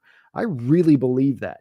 Plus, besides the Ravens, who have the Chiefs played? IMO. So Richie, longtime friend of the Buffalo Fanatics, and he has had it, as we all have with the Chiefs, except I try telling I have this conversation often, and Richie's in the room for it. The idea in a sane world would be that, yes, this cannot be sustained much longer, but it goes back to what we just talked about. It not only has it been sustained, it's been sustained at a championship caliber for years now. They have been in the AFC Championship once again every single year. Mahomes has been the starter, but not only have they done that, they've done it in different ways. They have completely flipped the identity of their team in the midst of a dynasty where it was an offensive juggernaut with a mediocre defense to a mediocre offense with a defensive juggernaut. And whether it's sustainable or not throughout a full season is irrelevant, because as long as they get in and as long as they do what they've continuously done and have not given us one reason to think otherwise in the playoffs, I'm not going to sit around and rest on my laurels of the idea that, well, the law of average will tell me that eventually the Bucs got to stop, because I don't see any sign of it coming to an end. And I don't know why anybody would convince themselves otherwise, because they're doing it year in and year out. And there is yet to be an answer. To Zbot's point on this, Richie, I think I do find myself in the same place, because what the Chiefs do is what other organizations don't in their position. What have the Niners done this past year and a half? Everyone gets a contract. Everyone gets paid. There's no hard decisions made. Everything's about squeezing it out until the nth degree, to the final moment. What did the Chiefs do with Tyreek Hill a couple of years ago when he's up for contract? Exactly. Flipped him. Flipped those assets. And where did they put those assets? Into the defense. And now, oh, look, the defense is one of the best in football. It's almost like they took assets from one side of the ball and put it over there. When they found out a couple years ago that their line was in disarray on that Tampa Bay Buccaneers Super Bowl where Mahomes was running for his life right and left, what they do? Never again. We're going to reinvest in the offensive line, but we're not going to go crazy town. So when we go and make a trade for Orlando Brown, then he wants to be paid like Trent Williams. We're not going to do that, so that we can keep our assets in the same place. So they make tough decisions and then make the right decisions off the back of those tough decisions, which is then only going to allow them to sustain, in my opinion. So I just think that if they were more about making bad choices on some of these players and trying to hold on, I feel differently, but they really do a good job of not getting too nostalgic or sentimental about it. They'll pivot. They do not care. They're not married to one ideology. They're not married to one mindset. And that's what dynasties have to be. That's what Bill Belichick was. That's why this is the most comparable thing to the Patriots we've seen. And it's just hilarious how the transition from that to this was seamless. It literally happened as Brady walks out. This comes in. I know. I'm ready for some more randomized NFL, brother. I want some more like every year different teams winning stuff. I know it's better for the league having the dynasties and all that, but like I like everyone having a chance. But you guys got a chance up until the playoff or the Super Bowl, at least. Luckily for you guys, it's been in the AFC the entire time for the most part. That's what I'm jealous of with you guys. That's what I'm jealous of the most. That's a good point on your part, and I can't undersell that part. We've got had an easier path, and hey, we've got our Super Bowl, so I can't, I don't complain too much on this stuff. Like I understand the very advantageous position we've been in, having the run that we've been able to have, but yeah, let's have some new teams. Let's have some new teams. Nolan, thank you for the $5 donation. Appreciate you for that. He says, please donate this to have Scott Norwood give the Bills their pregame speech. Enjoy you guys on the round table. Go Hawks. Appreciate it, concierge. That might be a motivating speech, concierge. I don't know if you want that. Scott Norwood's a beloved guy in Buffalo, contrary to popular belief. That's a guy that Buffalo loves rallying around guys in tough spots, and they did so in the midst of that wide right debacle against the Giants back in the 90s during the Super Bowl. But Scott Norwood doesn't really come out much. You don't hear from Scott Norwood, really. It wasn't that easy of a kick, right? I mean, it was a pretty legit, difficult kick, wasn't it? I mean, in this day and age, it would have been considered probably a chip shot. But yeah, back then, I mean, the transition of the caliber of kicking over time is insane. I think you're probably right. At that time, it wasn't like it was a layup. It was still like about a 40-yarder with the wind. And, should he have made it 100%? But, that poor guy, though, it's crazy. It's one of those guys where your life becomes defined by a singular sports moment. And it's a rare occurrence. It's sad, but that's probably, he's a great guy. It's just, that's why he doesn't come out that much. He's got a whole life. He doesn't want it to be defined by it. And it's unfortunately when you go out in the public with the Bills correlated to you and you get involved with stuff like that, then that's ultimately what comes up. And you don't want to, that's just not how you want to operate. Man, it gets some of these guys in sports. There's the guy for the Mets who had the ball go beneath his legs back in the 80s, and that guy still never lives it down. I'm sure still gets people shouting him out on that. And yeah, it's tough. The tough part about it too is that was the closest Super Bowl you guys got, I think. Sure. That was as tight as you were. The other ones were just completely routes. So destroyed in all three other ones. That was by far the closest chance. God, you guys that offense has been, as my childhood, those things were machines with that like K-gun offense or something like that, wasn't it? Or the hurry up, man. It's just K-gun. Richie with another donation. Thank you for the $2 dono. Richie says Mahomes is arguably worse than last year, though. I mean, yeah, Mahomes is playing bad football right now. He had a 44 quarterback rating in that Niners game, but the thing is, they still won that game by 10 and scored 28. That's why you have to nail it in your head how dangerous this team is, because with Mahomes throwing 2 picks with a 44 quarterback rating and 150 passing yards, they put up 28 points and won by double digits. So yeah, what kills me, and the one thing I have a problem with right now, is Mahomes is the second overall favorite in the betting market to win the MVP, and that is absurd. That is absolutely ludicrous. Yeah. That's what dumb. the awards boil down to, Brandon. Oh, best team, quarterback. Here you go. Here's a gift. It's ridiculous. Well, it's again, we come down to my point earlier on this show, which is that I think the way that the quarterback position is looked at and evaluated right now is just not proper. And it's been skewed a little bit. And to his question, why is Mahomes playing worse? Is it because he's gotten worse? Or does the supporting cast around him factor in? Where the last 2 years, they've not put a capable receiving core together for him. And you have Kelsey, who's on kind of his last legs. So, guys aren't creating separation. Guys aren't getting open. There's nowhere to throw. Quarterback looks worse. But I'm very consistent on this, where I say I'm much more of a bigger guy in saying supporting cast carries much of a bigger load on this than people give it credit for, where much more gets looked at as the quarterback is flying on high, carrying everything sort of himself, and it sort of sinks or swims on his back. And I'm more of the guy who says, no, what's the collection of all the parts? He's got a pretty good line. It's not, I would say it's not as great as it's been. Orlando Brown's now in Cincinnati. Joe Thuney's getting a little older there at left guard, but that's what I attribute it to. What about you? Of course, they didn't have a good cast of characters going into the year. Then they lost Rashee Rice and Isaiah Pacheco, and they also have guys banged up outside of that, where, Worthy gets banged up here and there. Juju Smith-Schuster gets banged up here and there. And then Travis Kelce just is not what he used to be. So, yeah, of course, it's not nearly as good, and that should be expected. But that's what kills me about the MVP stuff, is that it's okay to say Mahomes is playing bad right now. If you say that right now, you might as well. I mean, you really might as well. You might as well start talking politics online, because no matter what you say about politics, you're going to get in a fight with someone. If you say Mahomes is playing poorly right now, you're going to get in a fight with someone, even though outside of most political conversations, you are well within your logical reasoning to think Mahomes is playing poor football right now, because he is. But yes, that is being factored in with the surrounding cast of characters with him. I just have a real problem with the award, the MVP award now being, it has no merit anymore. It has no meaning anymore. And I think it's a damn shame, because these things matter. When you want to get into your argument for being a Hall of Famer someday, right? Like right now, for instance, Josh Allen has 50 more touchdowns in his career than Lamar Jackson. And in a variety of major categorical statistics, Josh Allen has been the better quarterback. But Lamar Jackson has 2 MVPs.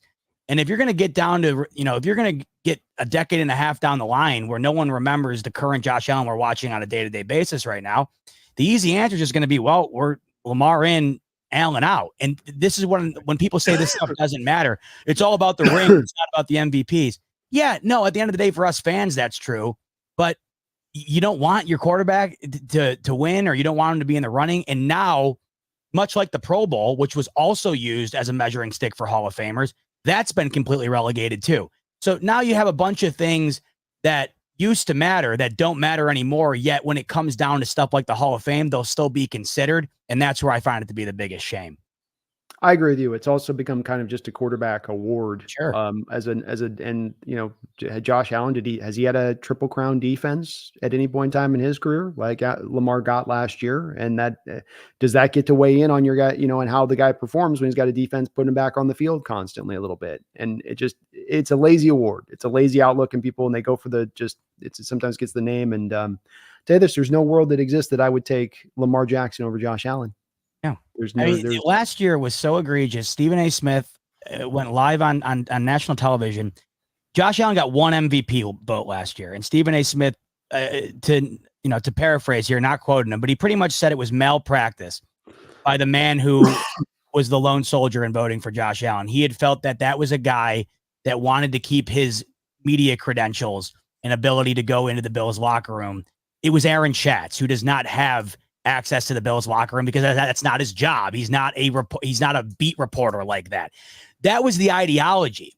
And that's what it's become now, where it's not even like, it's just, if like last year, if you remember, and this is how lost we get in terms of how these things are won.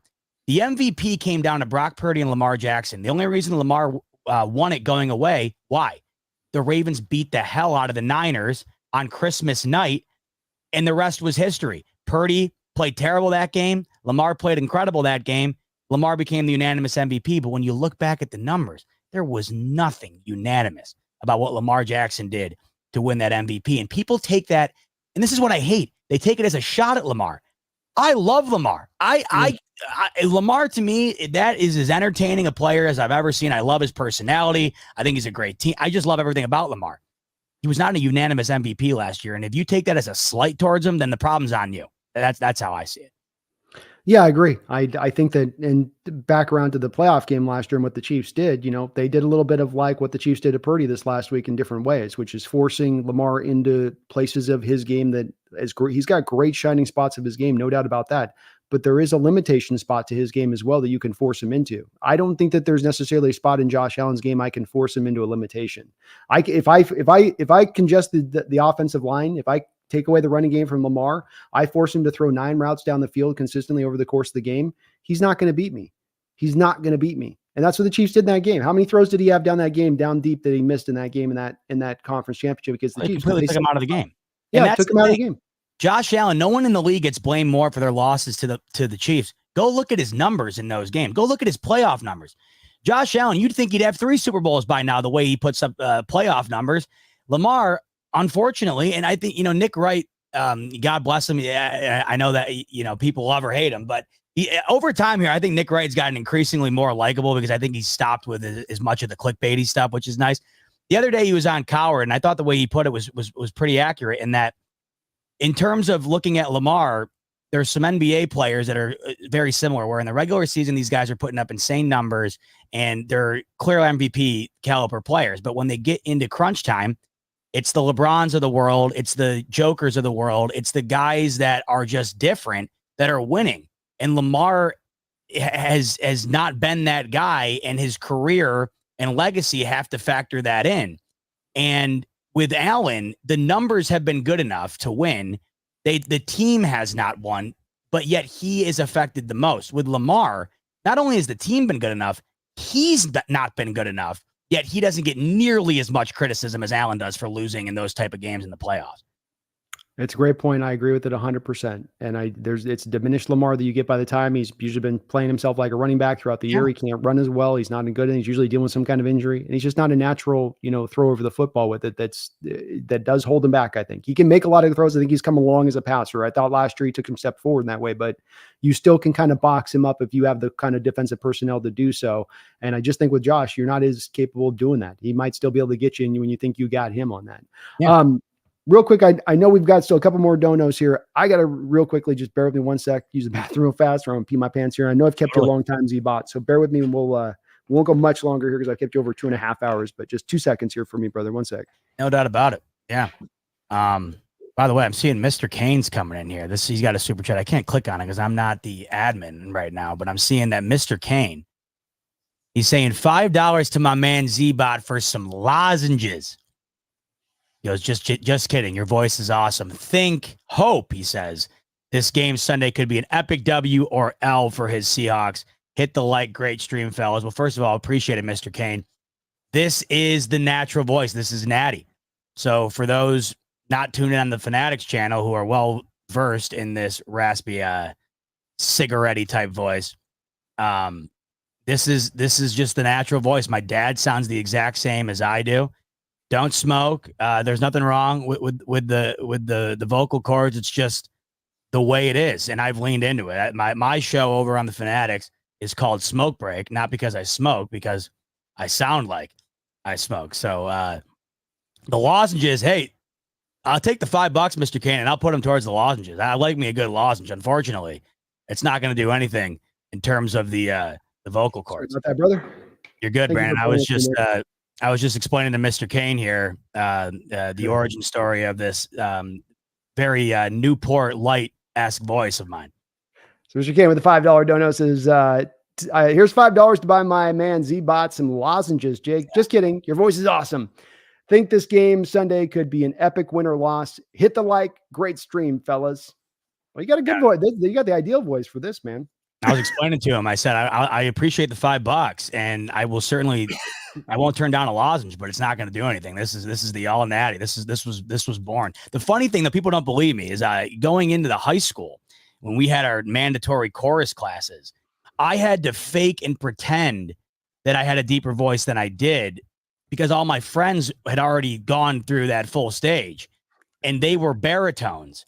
But my voice was so high that I was a tenor too, and I had to fake having a deeper voice to be with them and sit with them in the choir class in the baritone section. And now you talk to any of them, you talk to me, and it's like 7 octaves lower. So I don't know what happened, but my dad sounds identical to me.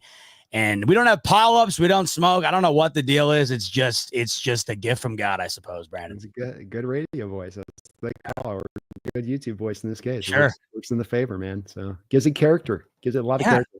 See, and I didn't get the benefit of that. My dad was a morning radio DJ. So he's got cool. Just crazy DJ voice that I did not get. So that's awesome. That is so cool. That's like my dream gig. I love that job. That is like the coolest job to me. He sort of had that maniacal kind of Robin Williams kind of energy to him a little bit too in his whole. Oh thing. yeah, so, he was just a character. Just a character. Yeah, absolutely. That. Still is.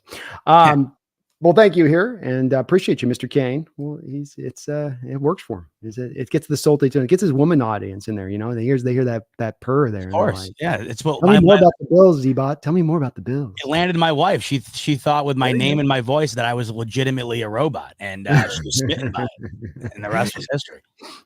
You're her sex robot, then? Basically. At first, I think she thought that I was some sort of alien from space that was robotic, and then. Down the line, I think maybe that it kind of transitioned to that. She realized you were just a little nervous. That's all. Yeah, I guess that's what it was. Although I think she was as intrigued as she was a bit scared of the aura. I think that was kind of captivating for her. Usually that's how you get them, man. It's got to be a bit of both. It's got to be a bit of both. You guys struggle with that. You got to bring both edges. So yeah, it's like this guy's name's Zbot, and he sounds like this. It's like, man, I don't know how to kind of register all this. The next thing you know, you've been together for a decade. Well, there you go. Well, congrats, man. Congrats. Yeah, crazy, right? And she, by the way, Zbot, the reason I say my name's Zbot is because that's what she calls me. We met in college at Zbot, so she's never once called me by my real name, and she never will. So we live a very odd life in this YouTube world where you take your YouTube name, which was my childhood nickname, you go to college with that nickname. Next thing you know, that becomes your name, and it's not even a name. So it's an odd life we lead, Brandon. And does she have just some normal woman names like Amanda? So it's Zbot and Amanda. Yeah, Zbot and Caroline. Yeah, oh, there you go. And that's how it's addressed. Too. That's how like her. We got married actually about a month ago this weekend, and I had a couple of people come up to me that I've known for years, and they went up to me at the ceremony and they said, "I just had to let you know." I did not know what your real name was until they said it at the ceremony. So that's the craziness of it all. And sometimes I even forget about my real name, to be 100% honest with you, because as much of this stuff as I do too, going by Zbot, it's like an alternate reality sometimes. Who is that? Does she call you by your full name when she's mad at you then? Did she ever whip it? No, never once. Never once. Honest to God, I don't think about it until like this comes up often because people are intrigued by it, and I am too. And I don't think about it until this does come up. And then I'm like, man, it is quite crazy because I've never even heard her say it before, which is weird. That's awesome. But unique nonetheless, for sure. Radu, thank you for the $5 donation. He says, Seahawks also claimed linebacker John Ross. Very familiar with McDonald's scheme, previously coached him. He double dipped at LB today, huh? Yeah, I guess so. Was it that big of a need?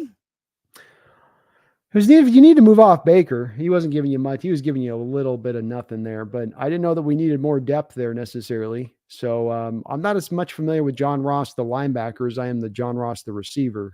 So yeah, that's what I was thinking. Do you have any info on John Ross, linebacker? I don't know too much about him, Rod. Did it say Josh Ross? Is that what that says? Josh Ross. Yeah, it's Josh. I don't know Josh Ross. I'm not familiar. Where's he from?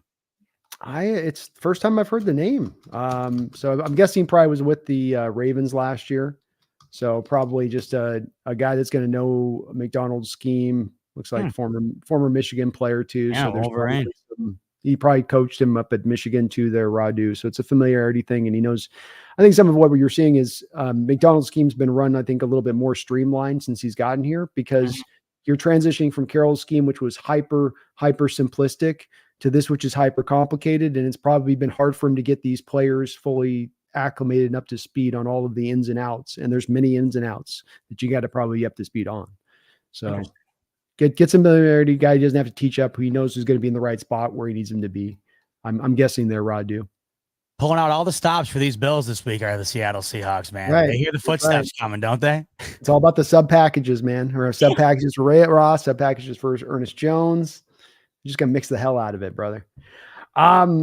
Richie, thank you for another $5 donation. All of your support here. I think it's on your channel side of it. It says Josh Allen's a turnover machine last year. This year, Mahomes 8 interceptions, 6 touchdowns.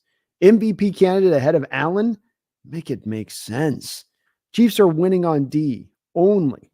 Let's be honest. Yeah, and that's why it doesn't make sense, Rich. I can't make it make sense because it doesn't make sense. To be 100% honest with you, I'm not kidding. I think if I had an MVP vote today, I would give it to Jared Goff. He is putting up numbers the last few weeks that are historic. The passer rating and the completion percentage is insane. Now, I know for a fact, that's if the season ended today. I know for a fact that that's not sustainable, nor is it going to continue. So he's not going to win the MVP. But my point is, right now, Jared Goff, 10 times the caliber of an MVP type in terms of earning the right to be considered an MVP candidate than Mahomes is. Lamar, same case. Allen, not turning the ball over. If you want one case for Allen to win the MVP, then that might just be it. The numbers touchdown-wise might not be the same this year or as high this year. But if the criticism and the lone criticism outside of the BS narrative that he can't beat the Chiefs because he's done well enough to beat the Chiefs, if the lone criticism for Allen was the turnovers, if he has similar production this year in terms of touchdowns, not maybe as many, but similar with what's on pace to be, I would imagine a third of the turnovers, if not less, then to me, he's right in the running as well. Plus, I also think you watch any given Sunday, find me a team that's more dependent on one guy than Josh Allen, than the Bills are on Josh Allen. And that to me, Brandon, that's the definition of the MVP, not, oh, your team's great, therefore the quarterback deserves a shiny trophy for it. It's, to me, how reliant is your team on a particular player? That's why I have no problem with the award being rotated between Lamar, Allen, and Mahomes, because I think those three players are the most important to their individual teams in terms of their success being one way or the other without them. But even with those three competing against each other right now, it's Lamar and Allen all day in 2024 up until this given moment. Yeah, I agree with everything you just said there. I think too with Goff, that's a guy that's benefiting from that supporting cast. One of the best offensive lines in front of him. He's got 2 legitimate running backs. I mean, Jahmyr Gibbs busting 50-yard runs last year, and then you got Montgomery just a hammer there. He's got the skill position players on the outside. You know, the defense has been holding the line at least, but that's a lot to work with for Josh Allen, who doesn't have as good an offensive line. No. Probably when you put Jameson Williams out there with Amon, maybe you guys maybe have more bodies total, but especially when you factor in their tight end that Detroit also has in addition to that, like they're probably ahead on the skill position players. They're ahead on the running backs. So like you said, I agree. On the surface of it, you can say, well, yeah, Goff should be the front runner, but we should be factoring these other things into it. Just like last year, we should have been factoring with Lamar Jackson, that he had one of the great defensive performances that he got to build around from whatever he was doing, which was going to help him out. And it's not that you don't say that he can't win the MVP because he's got that defense, but it is when we're looking at other players who are overcoming through more and getting past through with less, getting through with less. They've got to be given that credit. You got to do a little bit more advanced math on this, I think, because it's got to go to the right player, not just this guy, he should get it because he should always get it just because. You're penalized for the ineptitude caused by your surrounding cast, but you are not rewarded for the way you elevate the ineptitude of that supporting cast. And because of that, the award to me is just anymore. It has been so watered down to where I don't even like it. It doesn't mean anything to me anymore. I guess is the best way to put it. I'm in the same place with it. It's pretty much become this popularity contest, just like the Pro Bowls used to be. It stopped really having that kind of mattering as much to it because of that. So I'm with you, Richie, and thank you for all your donations today, brother. Big Appreciate you. Femi, thank you for all your donos today too. He says MVP should have went to McCaffrey last year, and this is a take actually I agree with on this. I would have given it to McCaffrey because I thought he was the most singly important player on anybody in the NFL last year, and what he did with that Niner offense and how he made them cook. And I think you saw that through the first 7 weeks of football this year. I think you're seeing it on full display. That Niners team is a shell of itself without it. And their most effective unit, arguably last year in the red zone, is one of their biggest Achilles heels this year without him. I would have had no problem if last year the MVP went to Tyreek Hill or Christian McCaffrey. I would have had no problem with either. I would have leaned McCaffrey over Hill just because I think, like you just said, the team is more dependent on McCaffrey than I think the Dolphins are on Hill, because to me, Hill, every given week, you're going to get a crazy stat line, and then there might be 1 week where he just doesn't show up. And Hill does a great job of not showing up against the Bills or the top teams in the league. McCaffrey shows up every single week. So I agree with you. But I think Adrian Peterson will probably be the last skill position player we see win a MVP until a guy breaks like an all-time record. And even then, they're just going to give him the OPOI. They're not even going to consider the MVP. It's just, once again, another reason why I think the award system in general, Brandon, needs to be completely revamped from the ground up. You're seeing him try to do that with the debacle that was the comeback player of the year award last year, where, oh, DeMar Hamlin, I know that you just defied legitimate life in itself, but Joe Flacco looked good off the couch, so we'll give it to him. That's why you're seeing them completely revamp the terminology surrounding that award. I think the award, all these awards itself need to have some sort of criteria that needs to be met. The NBA did this. You cannot win an award in the NBA now if you don't play a certain amount of games. I'd love to see the NFL implement some sort of criteria that you have to hit in order for these teams to be able, or these players rather, to be eligible for these awards. Well, like you said too, or just better define it at least. It's not, it's undefined right now. It's vague. And so it can be, is the most valuable player? Is the guy that's the best player on the best team? Is the guy that did the most on the, like, what way is it? You know, it's a baseball back in the day, Andre Dawson winning the MVP on a last place Cubs team. Because he was the best player. That's what it should be. Yes. It shouldn't be a matter of we have a guy that was a defensive player of the year for our Seahawks, 2-14 team back in '92. Because he was just that good. And that if he's that good, he should be that good. It shouldn't be based on these other things that people pile on top. Yeah. And those days are done, unfortunately. Like, you have to be a double-digit win team minimum to even be considered. But more than likely, you got to be the top 2 seed, at least. And that goes not just for the MVP, but that's offensive player of the year, defensive player of the year. Not so much, I guess, defensive player of the year. They seem to be a bit more lenient with that. But it's the offense that, obviously, the star of the show. You got to be on one of the best teams, it seems like, to be able to get that award. Yeah, I don't like it. I just think it's a lazy way to go about it. And these guys, if they're truly MVPs and they're that great, you should reward that greatness, not have it be something that's kind of a rubber stamp kind of feel to it almost a little bit. Richie, another $2 dono. Thank you, Richie. Says Mahomes, Allen, similar than people think. 3 rings. I think he means like different situation. He's saying that the ultimate difference, and of course that is the biggest difference. It is the 3 rings, but yeah, from a player perspective, you're watching maybe one of the Allen might be the best athlete at quarterback of all time, and I think Mahomes could end up being the greatest overall quarterback of all time. You're splitting hairs in terms of the things that you like and dislike about him that you would ultimately want more, but at the end of the day, none of it matters, because the ultimate, the ultimate tiebreaker are the things that Allen has none of, that Mahomes has all of. And it is ultimately a shame. But in terms of watching on any given Sunday, those 2 guys on the field, anybody with any semblance of the game knows that Allen, talent-wise, is right up there with Mahomes in terms of some of the best quarterback play we've really, I mean, it's transcendent type play. It's stuff that you once in a I don't want to say generation, but like the cycle of quarterback, I guess you could say, once a cycle where you go from the Manning Brady's to the Manning Brady Roethlisberger Breeze to the Lamar Mahomes Allens, and then you kind of cycle through. I think from what Allen brings to the table, you've really never seen a whole lot like it throughout the history of the league. I don't think you have either. I think he is that different of a talent. I think that the situation matters entirely. Brady Belichick through all those years, people was it more Brady? Was it more Belichick? It was the combination of those two working together in conjunction for what they brought that about. With Mahomes, he is as great as he is, but it's having a Reed, who is probably what at this point, second, third all-time best coach that we've ever seen in this sport when you really measure all of what he's done. Now, I love what you guys have for your head coach there, and he's a great coach in this day and age, but Reed's in a different level of camp in that way. And that's a part that he gets as Mahomes is a benefit that Allen doesn't, on top of it being a bit of two different markets to a degree and what you got to deal with from that standpoint. So, that's probably to a little bit held him back, or at least held him back in the way that he can't be up to the same snuff that Mahomes is. But this is where we get back to that whole thing of don't let the Chiefs get in your head. Don't get into this thinking that somehow they've got your number permanently. This thing can slide year by year, matchup by matchup. You keep fighting, you keep pushing the ball forward, you keep being aggressive as you possibly can, and let the cards fall where they may.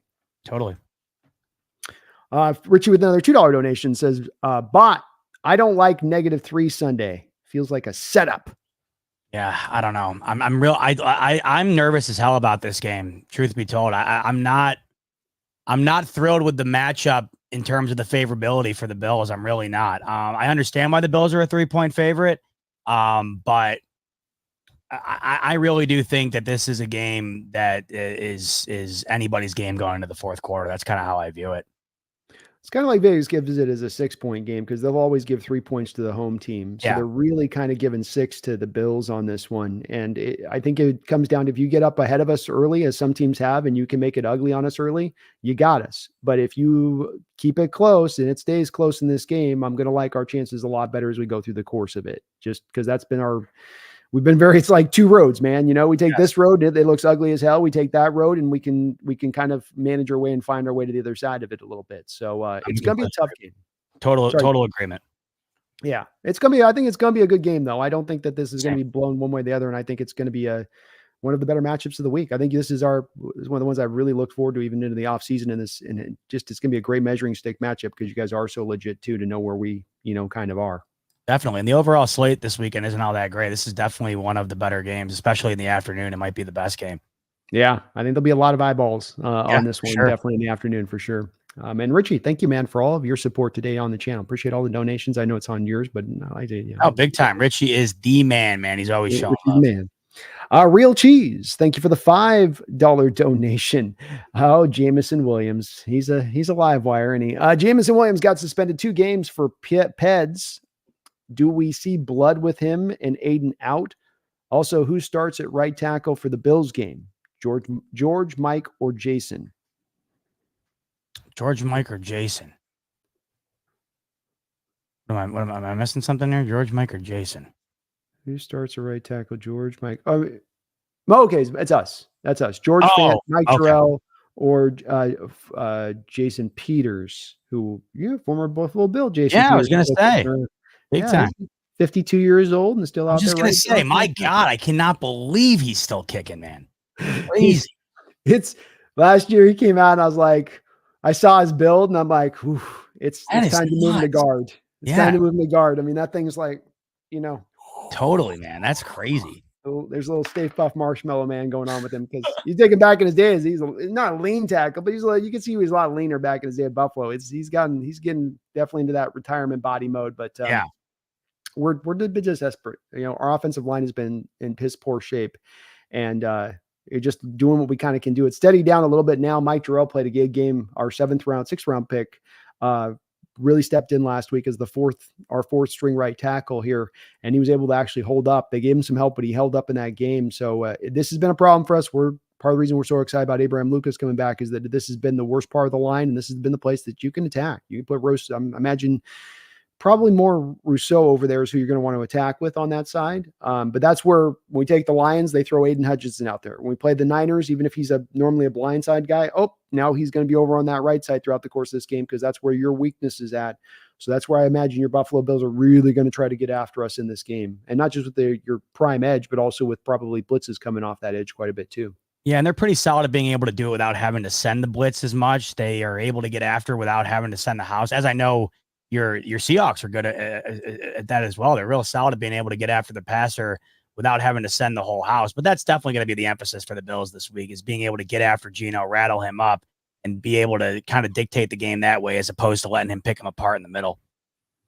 Yeah, I would imagine that's a place to attack from your Buffalo standpoint. If I was playing the Seahawks, I would say with Geno and the way he's done a better job at reading things, and when you give him time in the pocket, and where you can kind of get our line and our protection skewed up. And this has gone back to last year. McDonald kind of created this actually, because when we played them in that Raven game last year midseason, he really exposed this with the stack fronts and simulated pressure stuff that gives our line a hard time, especially with some of the parts that are new in there. So if you guys don't do that, you're making it a little easier to us.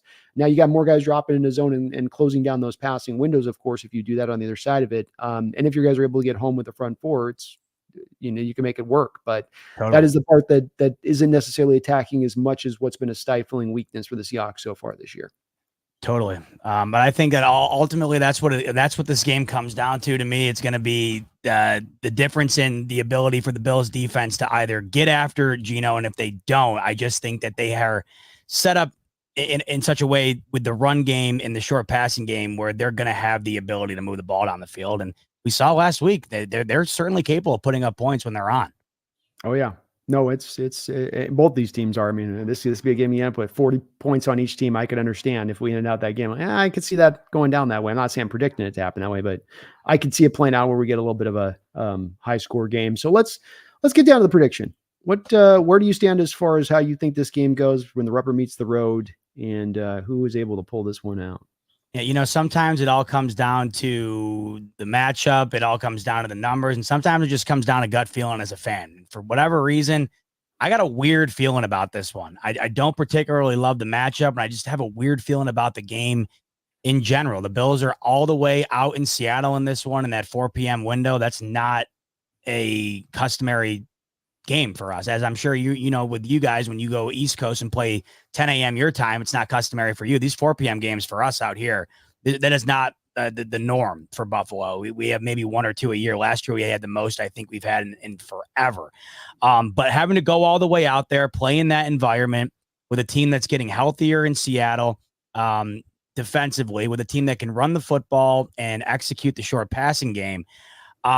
I do not like the Bills in this game. I don't know why. Outside of all the things I just said, I also just have a weird gut feeling about it. I don't know if I'm doing some emotional hedging here or not, but I don't love the feel for this game. So with that said, I got the Bills losing this game 27-24. I just think that this is one of those games where the Seahawks have a couple elements of their game that are just good enough to exploit the elements of the Bills defense that I'm not particularly in love with right now. You also add in the health of the Seattle defense that I think what we saw last week is playing at a caliber right now that, should they translate that into this upcoming week, can definitely get after Josh Allen and make his day tough.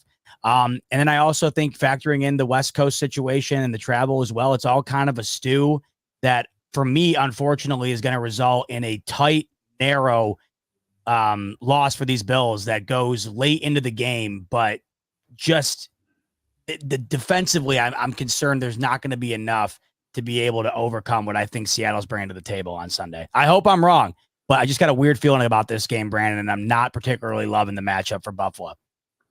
Understandable. I think you have good reasons there, and it's this is a tough one to predict because I think it goes so many different directions. I do think there's going to be points scored, but it is hard to see how it'll kind of falter out because it can kind of slide a couple different directions. Also, you just don't know what Seattle team you're exactly going to get this year. We're really good. We're really good. We're really bad. We're really bad. So these past 2 weeks, the best example, right? From a Thursday to a Sunday, that was two different Hawks teams. So that's a great point. I'm hoping, because I think if we get the good version, right, that's a team that I think poses a lot of threats for Buffalo. Agreed. But if you get the bad version too, I think you guys can walk all over us too, because you're fully capable of taking advantage of all those things that other teams are able to do too. Yeah. Richie finishes us off with one last donation. Thank you, Richie, for all of your donos today with the $2. Says, if DK goes out, I got the 23-17 Bills winning. Close, but we can edge it out. I love it, Richie. I hope you're right and I'm wrong. That's what I'm praying for. I am hoping I'm dead wrong. Just sometimes I get weird feelings, and I don't know why. I just got a weird feeling about this game. No way to undersell it, Richie, in that losing DK is a big loss for us and what he builds, and not just the productivity, but the double teams that he takes, how he run blocks. This last week, he was run blocking one guy with one arm to break Kenneth Walker for a touchdown. So we need that. Hopefully he can play, but if not, gives your guys a much better chance to come and get this W out on the road.